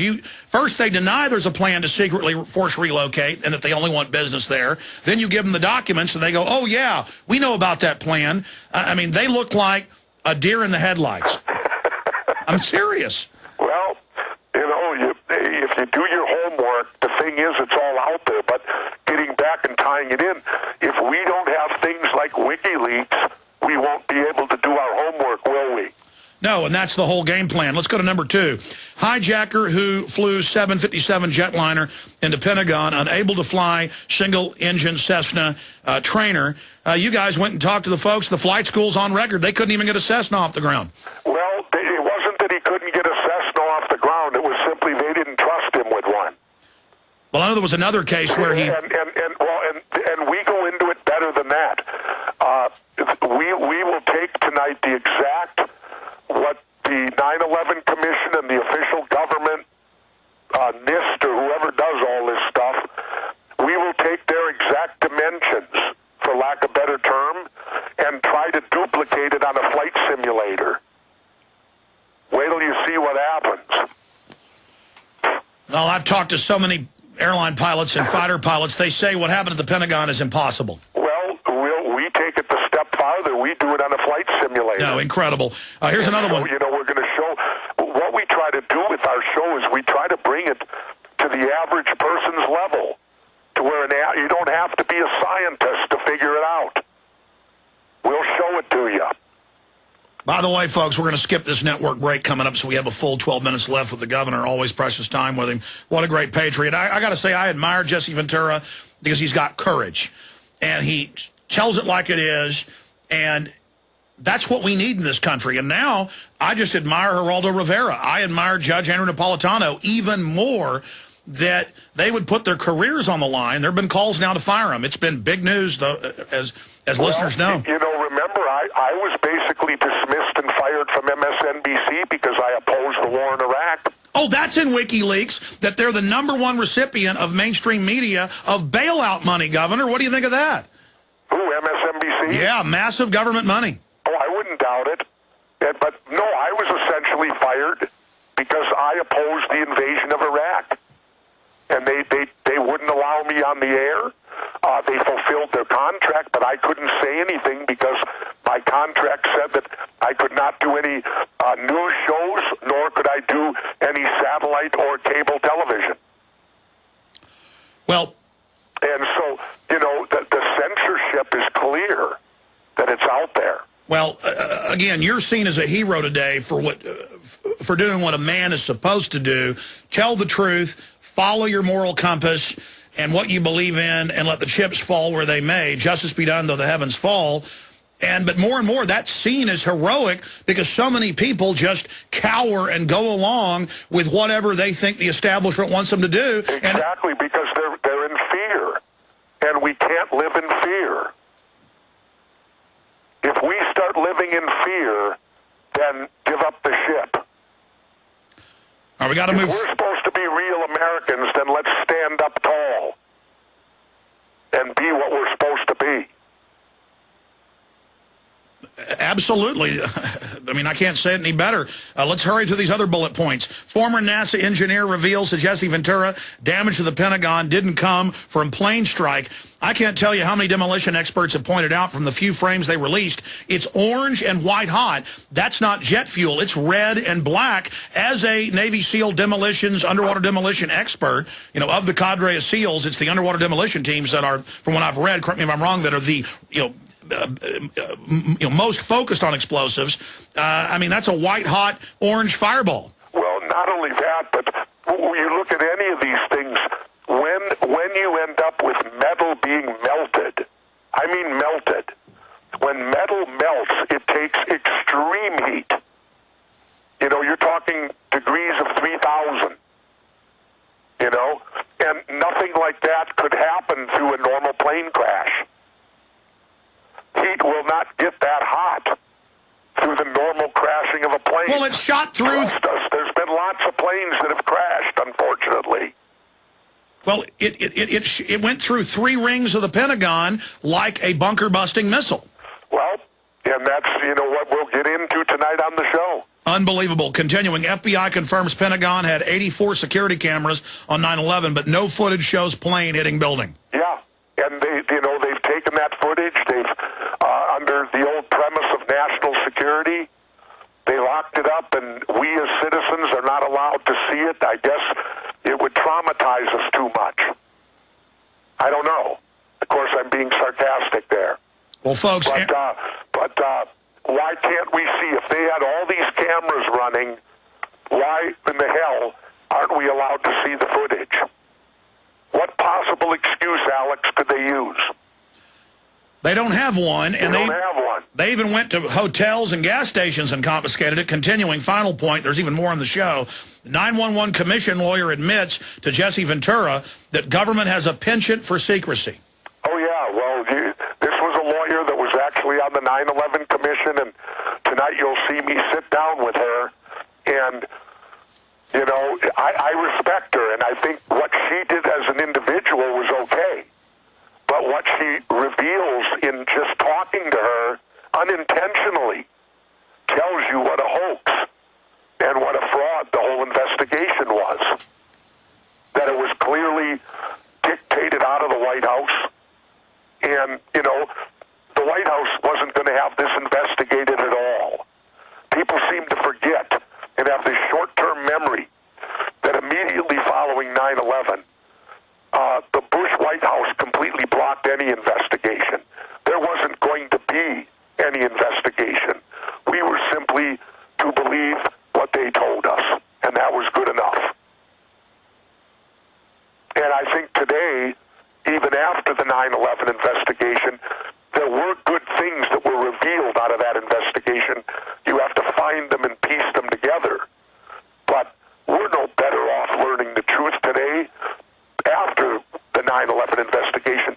And the clear example of that, Alex, is, again, follow the money. When Bill Clinton was investigated for Whitewater, which ultimately they learned the president cheated on his wife, they spent $100 million. The initial allocation for the death of 3,000 people or more at 9/11, $3 million. They ended up spending 13. And they agreed at the beginning of the commission they weren't going to look for who was wrong or what happened. They were going to look at things to recommend, national ID cards. Not only that, but no one got fired. If Bush and them were that inept that these 19 bozos could get on planes with box cutters and accomplish what they did against our military, our air defense system, and what was called the most safest building in the world, the Pentagon. They bragged. It's a no-fly zone. Why wasn't that plane shot out of the air? Well, we know Cheney was in the bunker and basically involved in the stand-down. Well, who had a stand-down? Because the Pentagon is in a no-fly zone. Anything that flies so close to the Pentagon is to be shot out of the air. Governor, and that day, nothing was shot out of the air. We're almost out of time. Very powerful. Folks, you better set your TiVos, your DVRs. This may be the only time you ever see this. They normally air the episodes more than 50 times, but they've already deep-sixed one because of Homeland Security and congressional things. It really hit a nerve. I mean, let me tell you, knowing what I know about this episode, I'm quite frankly crossing my fingers. I'll be surprised if it even makes it on air. There's been a lot of other stuff behind the scenes that I can't get into, but this is real TV.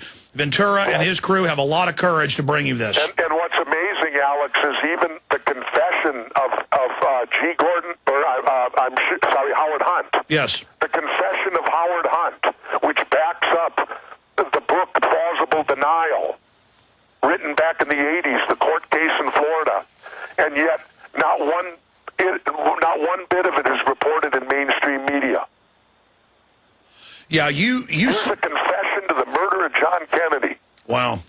No, the show slipped in under the radar, but it's now being targeted. In closing, I was really proud to be associated with the Gulf episode. I know it was one of your favorites, but here's the Guardian article where they admit there's a plan to buy up 17,000 Mississippi houses just to begin, to force people completely out of the Gulf area, Mississippi, Louisiana. You really caught them last week when you talked to the head scientist, and they had to admit it. Well, they're doing it for the good of the people, Alex. They don't want them flooded out anymore. Yeah. That's their simple explanation. It's time for all them people to relocate. But they admitted big business is going to be there. Yeah, big business is going to be staying, but they prefer to have the people gone. Well, you haven't left... You know what I always question? Certain parts of big business won't do very well unless there's people around, will they? Not in the end game. They want to consolidate power. One of the big things down there is the casinos. Who's going to go down there and gamble if all you can do is look at oil wells? Governor, it's incredible. We've only got about a minute left. I guess this will be our last interview until 6-7 months from now when you get back to Minnesota. You're about to go to Mexico here in the next few weeks. Be safe on your trip. I will try. That's another shining example of our foreign policy, how well we're doing at the Mexican border with all the murders, and that today you have to literally take your life in your own hands just to go down and visit what is a fabulous country of Mexico. And you've got a simple answer that the statistics show would fix it, decriminalize. Oh, completely. I mean, if they would decriminalize drugs, that puts the cartels out of business. Again, it's called, go back to your history books. Start reading on Al Capone and prohibition of alcohol, and you will see how much it parallels. Hold on 1 second. Hold on 1 second. All right, he's finishing up here in about 2 minutes, and then we're going to let Governor Ventura go. Again, one of his last interviews of the year before he leaves. Honored to have him. You were finishing up with the fact that you won't fly, so you got to drive that gauntlet of all the violence on the border with the drugs. And you were making a point about legalize it, and that's the end of the drug cartels. It's the end of the big banks that have been caught laundering the money as well. You were making a point about Al Capone. Well, the point is, if you go back and look at history, Alex, of Al Capone and how the whole prohibition of alcohol happened, this is identical to it. It's the same thing. And, prohibiting something doesn't mean it's going to go away. What it means when government prohibits something, it means it will then be run by criminals and the criminal element. And the less you can have to be run by the criminal element, the better it is for everybody involved. And you wouldn't have these innocent people being slaughtered at the borders, and you wouldn't have people afraid to go to Mexico simply because of legalization. And it's time to get our heads out of the sand. I feel bad at what happened in California, that they didn't pass it, but that fight will continue to go on too, because hopefully at some point intelligence will prevail. Here's the headline. Alex, good luck, and we'll see you in the spring. Bye-bye. All right, Governor, take care. God bless. There goes Governor Jesse Ventura. And here's the headline at Infowars.com. Governor Ventura probes Pentagon attack, unreleased 911 video, and missing trillions. Conspiracy Theories 911 Pentagon episode airs tonight, Friday, December 17th at 10 p.m. Eastern, 9 p.m. Central Standard Time on True TV. And I'm going to be really surprised, because I know about some of the behind-the-scenes stuff, that this is going to make it on air. And they've tried their best to give you super hardcore, groundbreaking show, and they've done it. I mean, I will tell you that, you know, there's behind-the-scenes stuff like where the super higher-ups, well, I'm not even going to get into it. I mean, they put it in a format where it's for the general public. It's exciting. It's dynamic. I don't even think you need to even hype this stuff up. It's so incredible. It's getting top ratings for True TV. I forgot to ask Ventura if he's even thinking about doing a season next year. I mean, I pretty much know what he's already told me. He's given me some other really big news that I'm not allowed to talk about, dealing with some other issues. But as soon as that comes out, you're going to definitely hear about it. I'm just going to leave it. In fact, I'm going to say nothing more. It's hard being on the inside of so much of this now because I'm in people's confidence and I can't talk about it. But believe me, you want to tune into tonight, 9 p.m. Central, 10 p.m. Eastern. And Ventura's such a great guy. One thing I wanted to bring up to him, but on a side note that I'll do next time he's on, I guess in 6-7 months when he gets back from Mexico, he kind of orbits through for half the year, and we always enjoy getting to hang out and have him on the show and talk on the phone and stuff. He's just a great guy, kind of like a John Wayne type character. In person, knowing Ventura, you can tell why he was a movie star and a top wrestler and a governor. I mean, you know, he's got that charisma.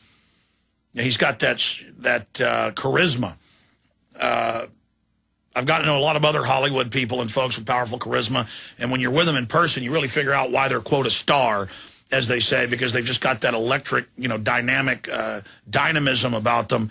I did want to put him on the hot seat a little, which I know he doesn't mind, and because I know how Ventura's brain works now, and he's learning more all the time. He has a lot more knowledge than I do in many areas. I have more knowledge than he does in other areas. But him saying, and it was in a book signing a few months ago, so it was kind of tongue-in-cheek, but I wanted to get his full view on it about, hey, I might run if Bloomberg financed me, you know, for president. And, you know, he said he might endorse Bloomberg because he's not part of the two parties. You know, that's his idea, break the two parties. With Bloomberg, he's a Democrat on steroids, totally against guns, an insider. So I wanted to tell Ventura that. Maybe I'll call him today and tell him off air because I just haven't gotten around to bringing that up to him. But that's my only point.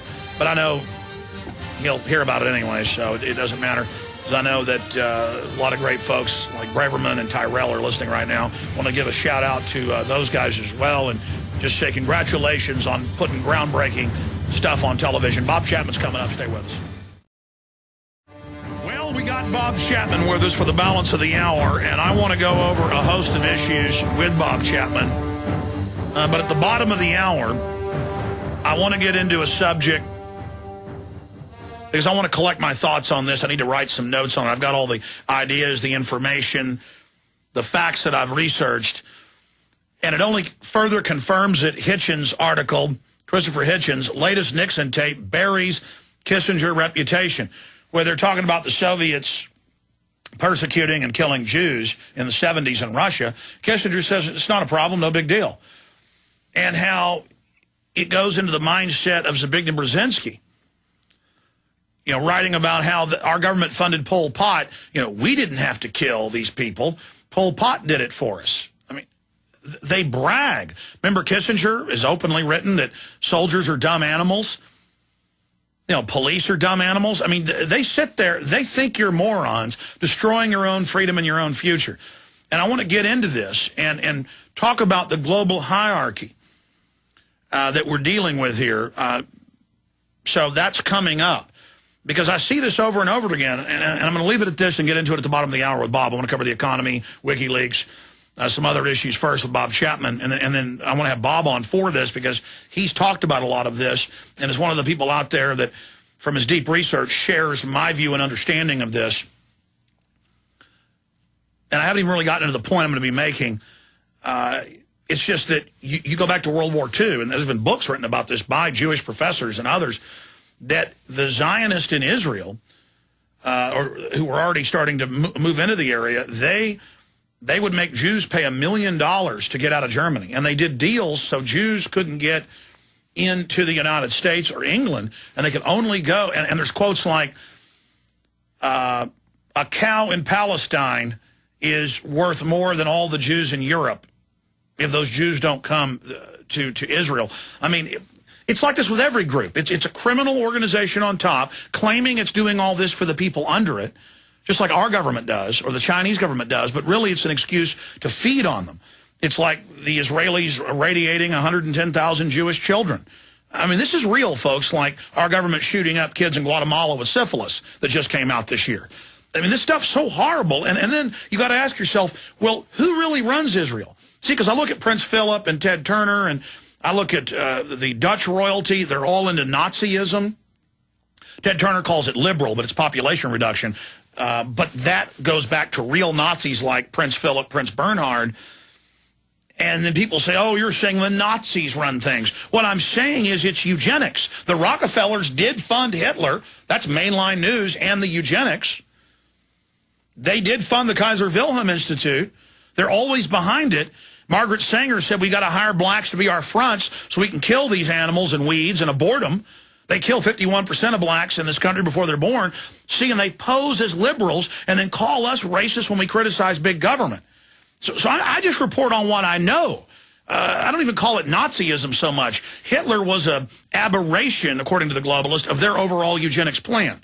He was a bad son. And for those that know what a bad son is, you have a crepe myrtle tree, an oak tree. The acorns or whatever will grow up little trees every year. You got to cut them. He was a bad son. Bob, I want to get into this more later in the hour because I want to read through these articles with you. But I start talking about something, I go ahead and get into it. This is just such an important issue that's really been hidden. And you got the Nazi camp out there, the Catholic bashing camp, you know, all these different camps that obsess over it's this group, it's that group. But from my study, it's a scientific eugenics elite.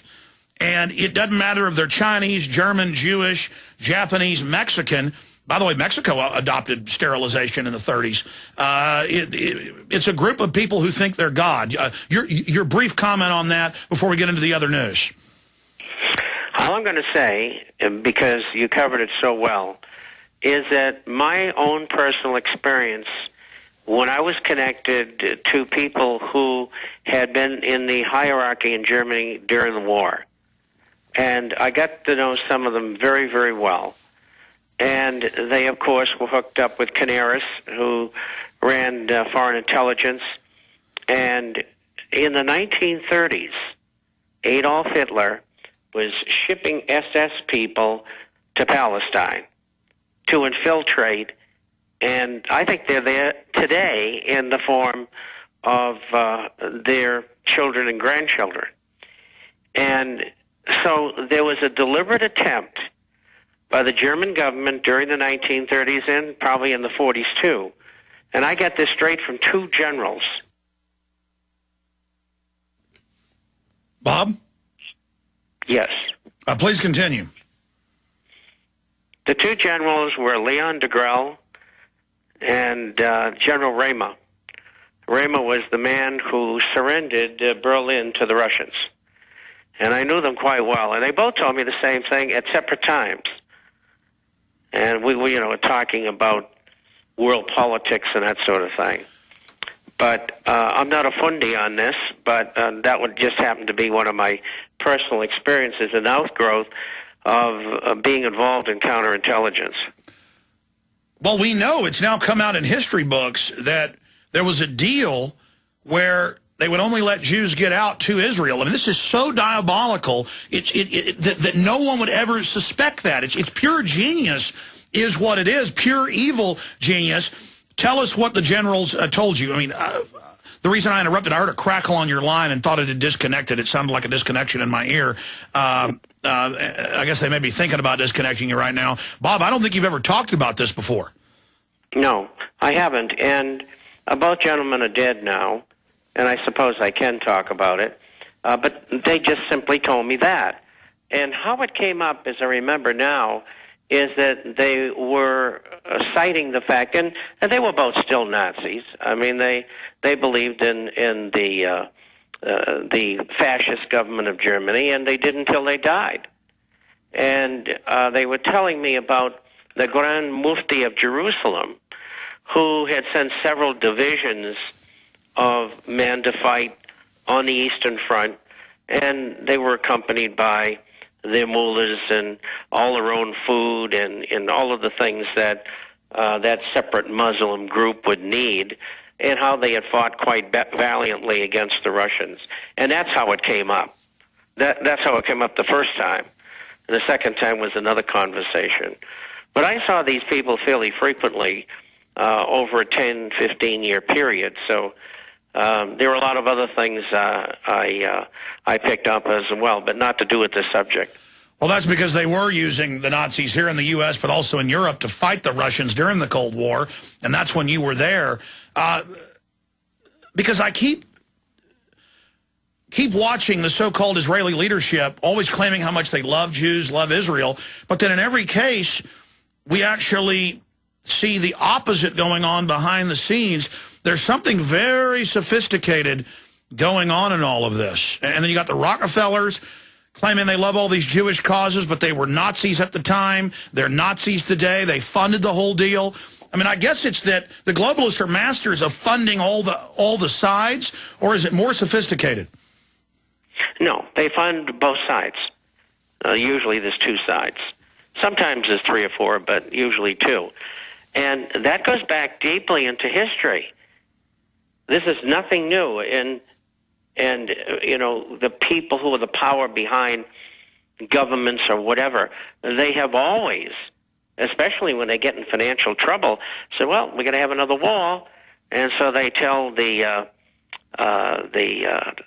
person who's running Rome at the time, look, you know, this whole economy is going to fall apart.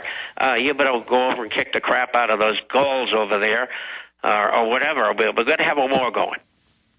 Well, Bob, since we got into this now, let's cover it now. We'll hit the economy and WikiLeaks and other developments at the end of the hour. I don't know if you saw this Christopher Hitchens report. Christopher Hitchens' latest Nixon tape buries Kissinger reputation.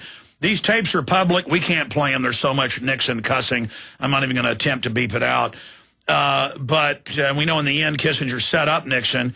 And I would think that this was just Kissinger going along with Nixon and playing like he was an anti-Semite.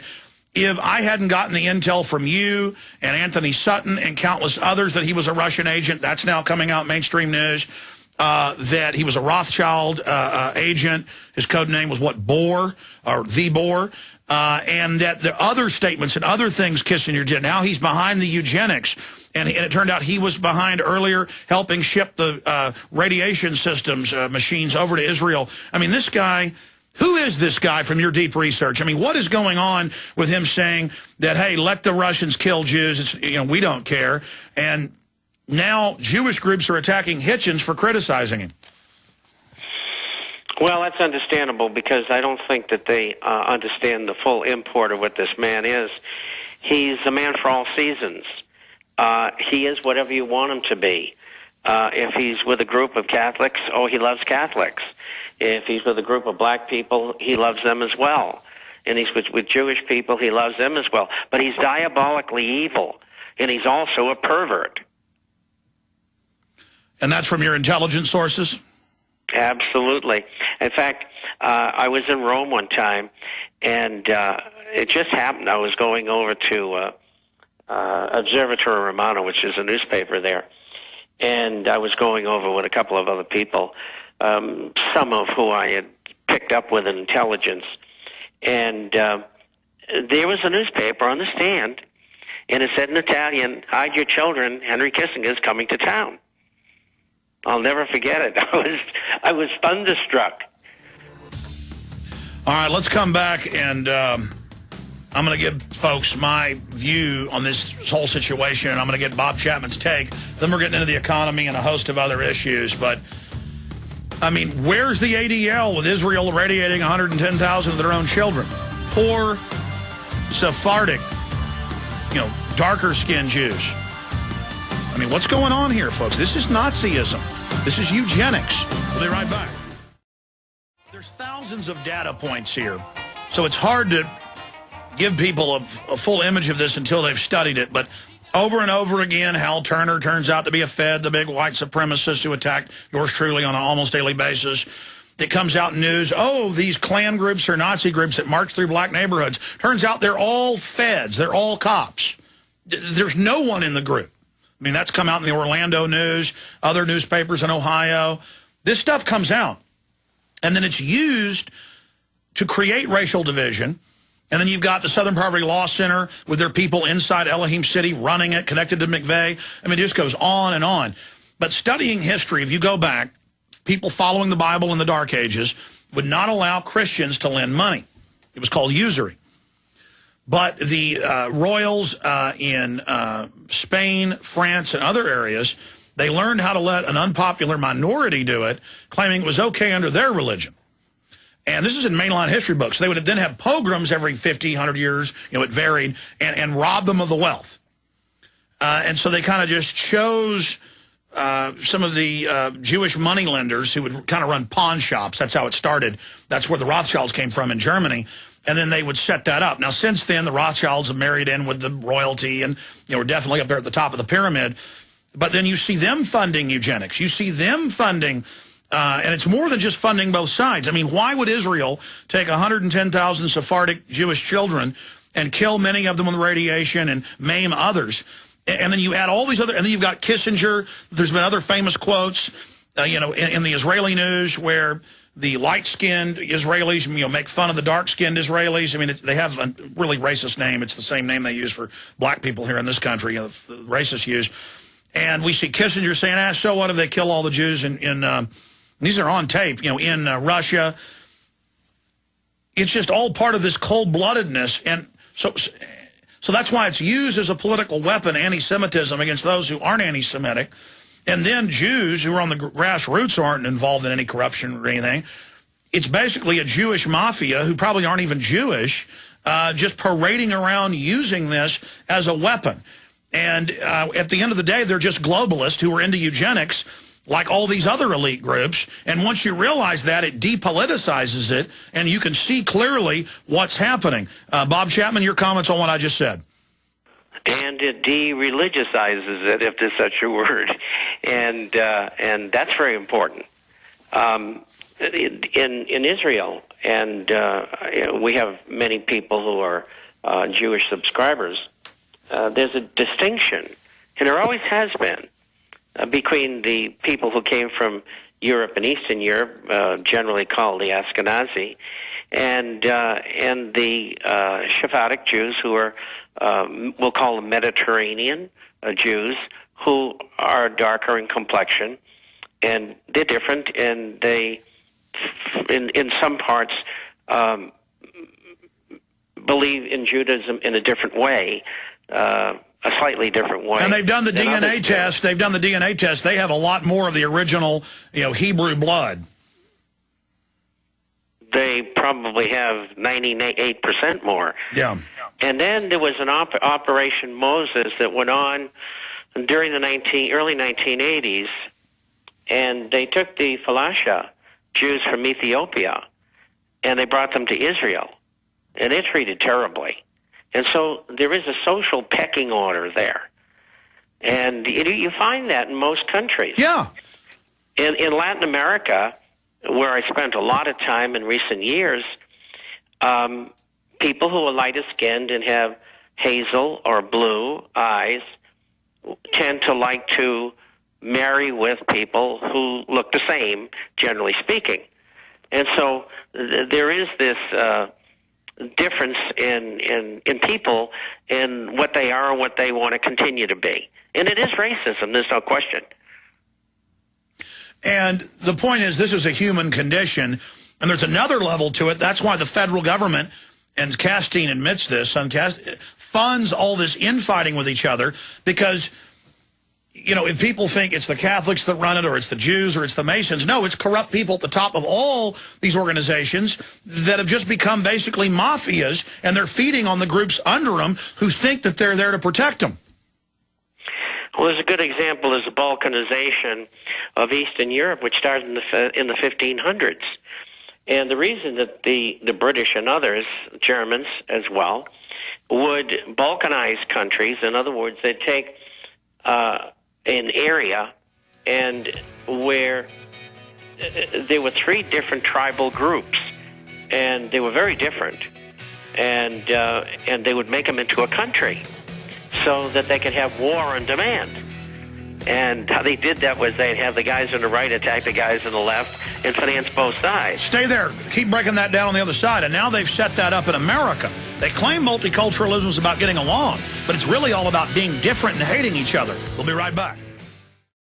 That's what these governments, these mafias do, whether it's Italian mafia, Jewish mafia, WASP mafia, and believe me, that's out there, Dixie mafia, they feed on their own people and then claim they're taking care of them.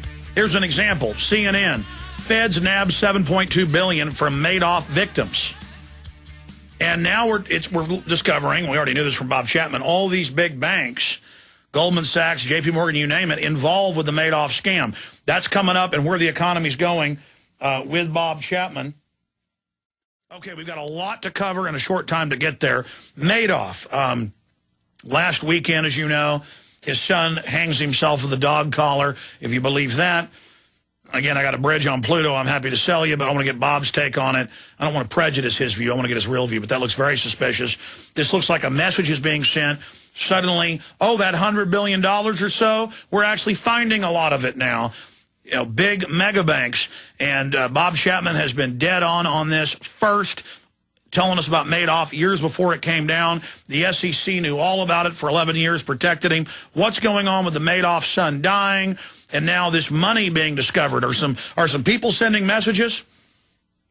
I think they are. And I quite frankly, I don't know whether his son was murdered or not. Certainly, the circumstances were very strange. I think the medical examiner in New York could tell us more if they would, but you never know when you're going to get the true story. It's like when Nelson Rockefeller died, he had a heart attack, when in fact he didn't, because there was a gold badge detective who was at the scene of the crime, scene of the death, and he had been using what they call poppers, and it killed him. These are things that cause. This is a chemical that causes an upward rush in your blood system, and people like to use those when they're doing things, which I won't get into. But anyway, we'll never know. I don't think, but it could go either way. I just don't know at this point. I've got a guy in New York who's really good, and he's reserving judgment. I'll perhaps know more later.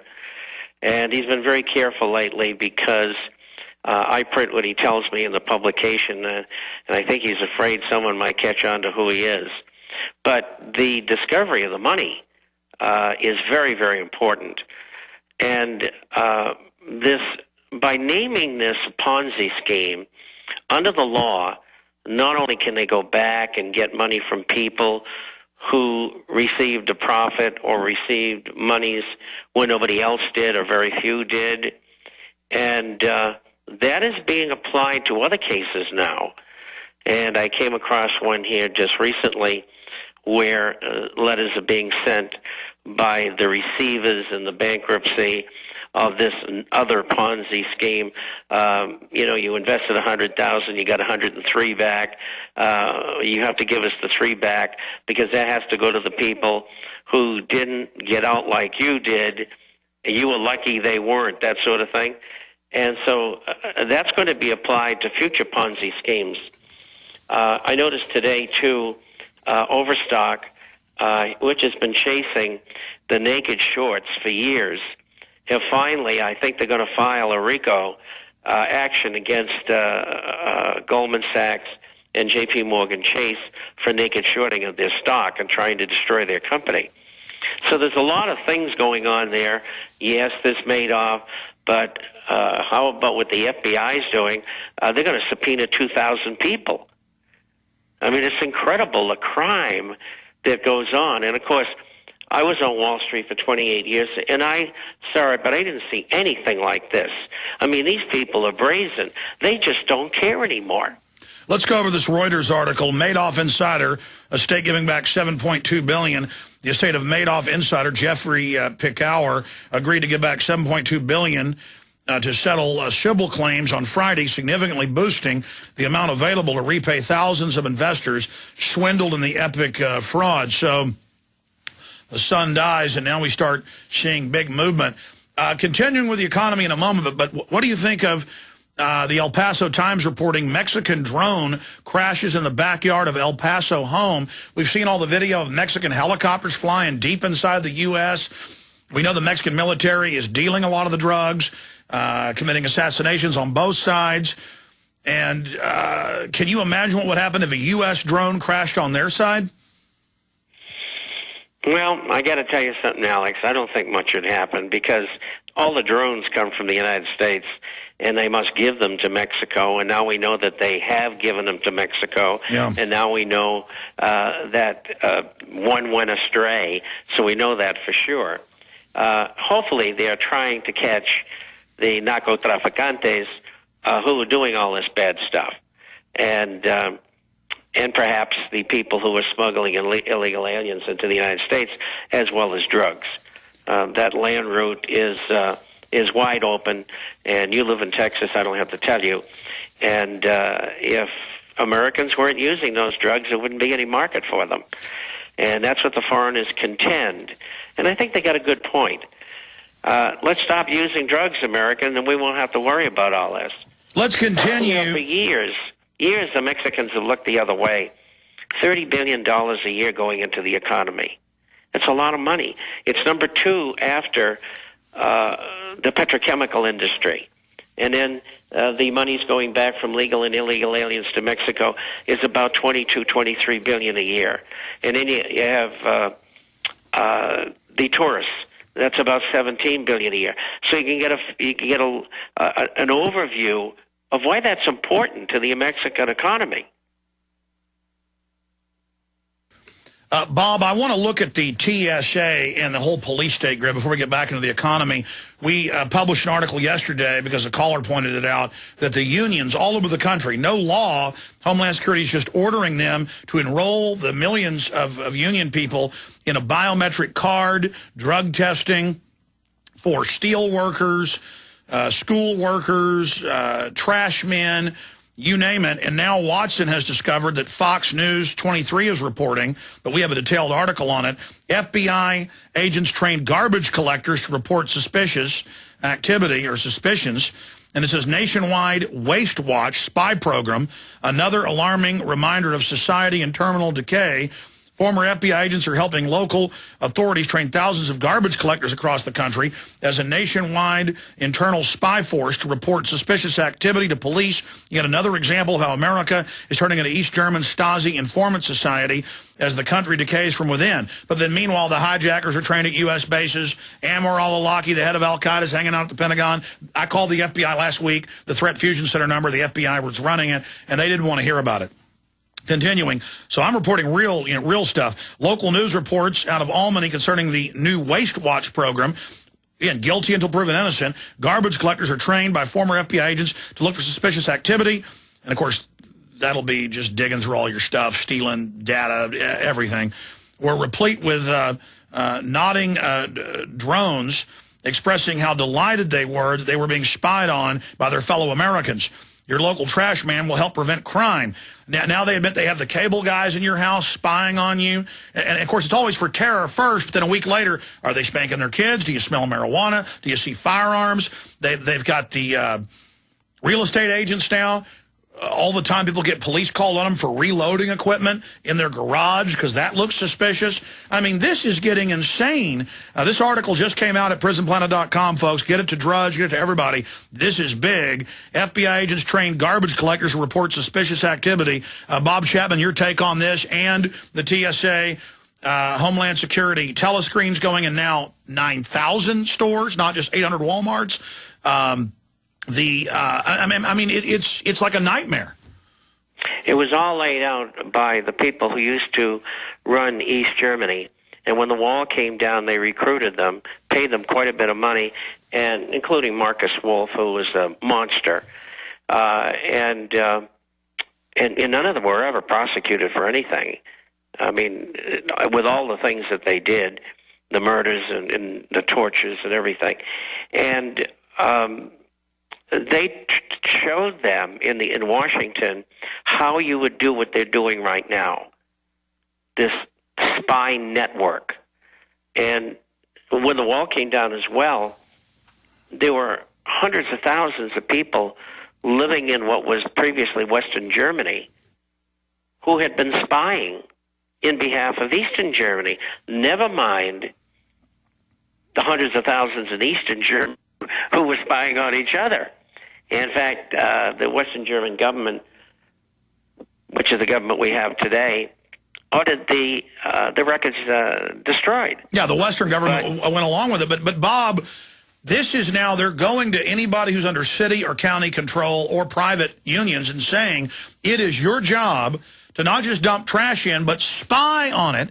And the cable guys have been recruited. I mean, this is outrageous. And meanwhile, we know who's committing the crime. We know CIA aircraft crash all the time full of drugs. I mean, I'm sick of it. I'm sick. I want to walk up to every cop out there and every bureaucrat and go, I know you work for drug dealing scum. It came out in the WikiLeaks this week in the Houston news that DynCorp was running kidnapped little boys. And nobody gets in trouble, but they'll freak out over marijuana. I'm sick of it. Go ahead. Well, DynCorp has been nabbed in a giant prostitution ring in Serbia after the war, which is 10 or 12 years ago. And the guys that took over in Cavasso, the Muslims, they're running the drugs from Afghanistan into Europe. Oh, now it's come out that the KLA, thousands and thousands, men, women, children, they just grabbed the Serbs and cut their organs out, and I guess that's what our allies do. That's right. And of all places, most of them were shipped to Israel because they offer the highest price. But the point is, why are they doing what they're doing in America? And they're setting up the same kind of system as they had in Soviet Russia, in all of the satellites, and in particularly Eastern Germany, which is probably the most effective counterintelligence operation and intelligence operation in that Soviet family, so to speak. And so that's what we got today. And I've written about it before. I saw it coming. Others did too, but not many. But that's always the way. And they're going to try to create an atmosphere like they did with the Hitlerjunge in Germany. Spy on your parents. I mean, it's incredible, and this is what it's coming to. Oh, no. I've got videos in Austin News where they said $200, the biggest bonus for turning in mommy and daddy, and the parents are like, oh, I love putting my child in the public school where they're taught to spy on me. I mean, it's just, like you said, naked, brazen, blatant. It's just so supercharged, in-your-face leering. And we know they're staging the terror attacks. These people are maniacs. Now the dollar devaluation's accelerating. What's your take on the Chinese and Russians making good on their 2-week-old announcement to only do trade with each other in the Chinese currency? Do you agree with a lot of analysts that this year is probably the year that the dollar's already dying as the world reserve currency, but by the end of this next year coming up, it's going to be basically official? Well, we predicted that, and I think there's a good chance of that. And I think that there's going to be strength in the dollar going into the first quarter, and the reason why is the debt refunding in the first quarter that has to happen in Europe, and that would tend to make the euro and other European currencies, and don't forget, there's only 16 members in the euro, and there's 27 countries in the European Union, so there's other currencies as well. And they're going to be under pressure because the euro is, and the others by proxy, so to speak, or by contagion, probably a better word.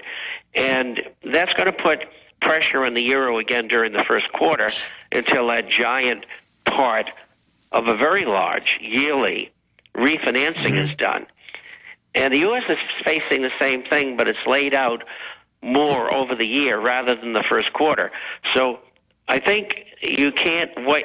The dollar should not become a lot lower until late in the first quarter going into the second quarter. Now, you've talked about inflation starting to accelerate. Now we see interest rates going up for the general public for housing and loans. But even though the supposed rate is still the same, we see oil going up to $92 today. What's your view on that? Well, I think oil is being deliberately manipulated upward, and it's not hard for the people who who produce oil to do that. They're all countries, with the exception of, maybe 20 or 30 non-countries that produce large amounts of oil. And so it's very easy to manipulate. And the long side on the market is very, very strong. And so where are they going to stop with oil? I don't know. And I think that people who produce oil believe that they should be receiving more for their oil because of the diminution of the value of the dollar. And they're right. They do deserve a higher price than they were getting. I think a bottom on oil is, at least in the format that we're in now, is probably $60, $65 a barrel. Yes, we're approaching 100. It'll probably go there because they want it there. All right, stay there. We got to go to break. I got more financial questions for Bob. Stay with us.